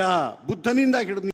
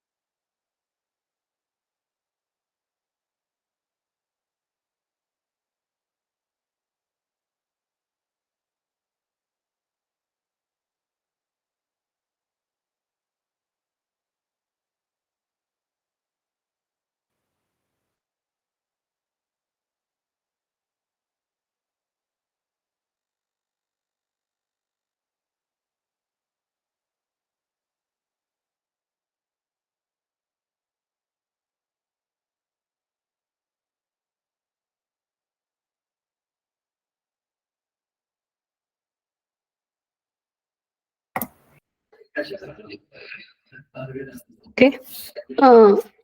ಈಗಾಗಲೇ ಒಂದು ಕರ್ನಾಟಕದಲ್ಲಿ ಸಾಮಾಜಿಕ ಹೆಜ್ಜೆ ಗುರುತುಗಳು ಕುರಿತು ಒಂದು ಅತ್ಯುತ್ತಮವಾಗಿರುವಂತಹ ಉಪನ್ಯಾಸವನ್ನ ಆಲಿಸಿದಂತ ಎಲ್ಲ ಶರಣು ಬಂಧುಗಳಿಗೆ ಶರಣಾರ್ಥಿಗಳನ್ನ ಹೇಳ್ತಾ ಇಲ್ಲಿಗೆ ಇವತ್ತಿನ ಕಾರ್ಯಕ್ರಮವನ್ನ ಮುಗಿಸ್ತಾ ಇದೀವಿ ಅಂತ ಹೇಳ್ತಾ ಇದೀನಿ. ಎಲ್ಲರಿಗೂ ಶರಣಾರ್ಥಿಗಳು.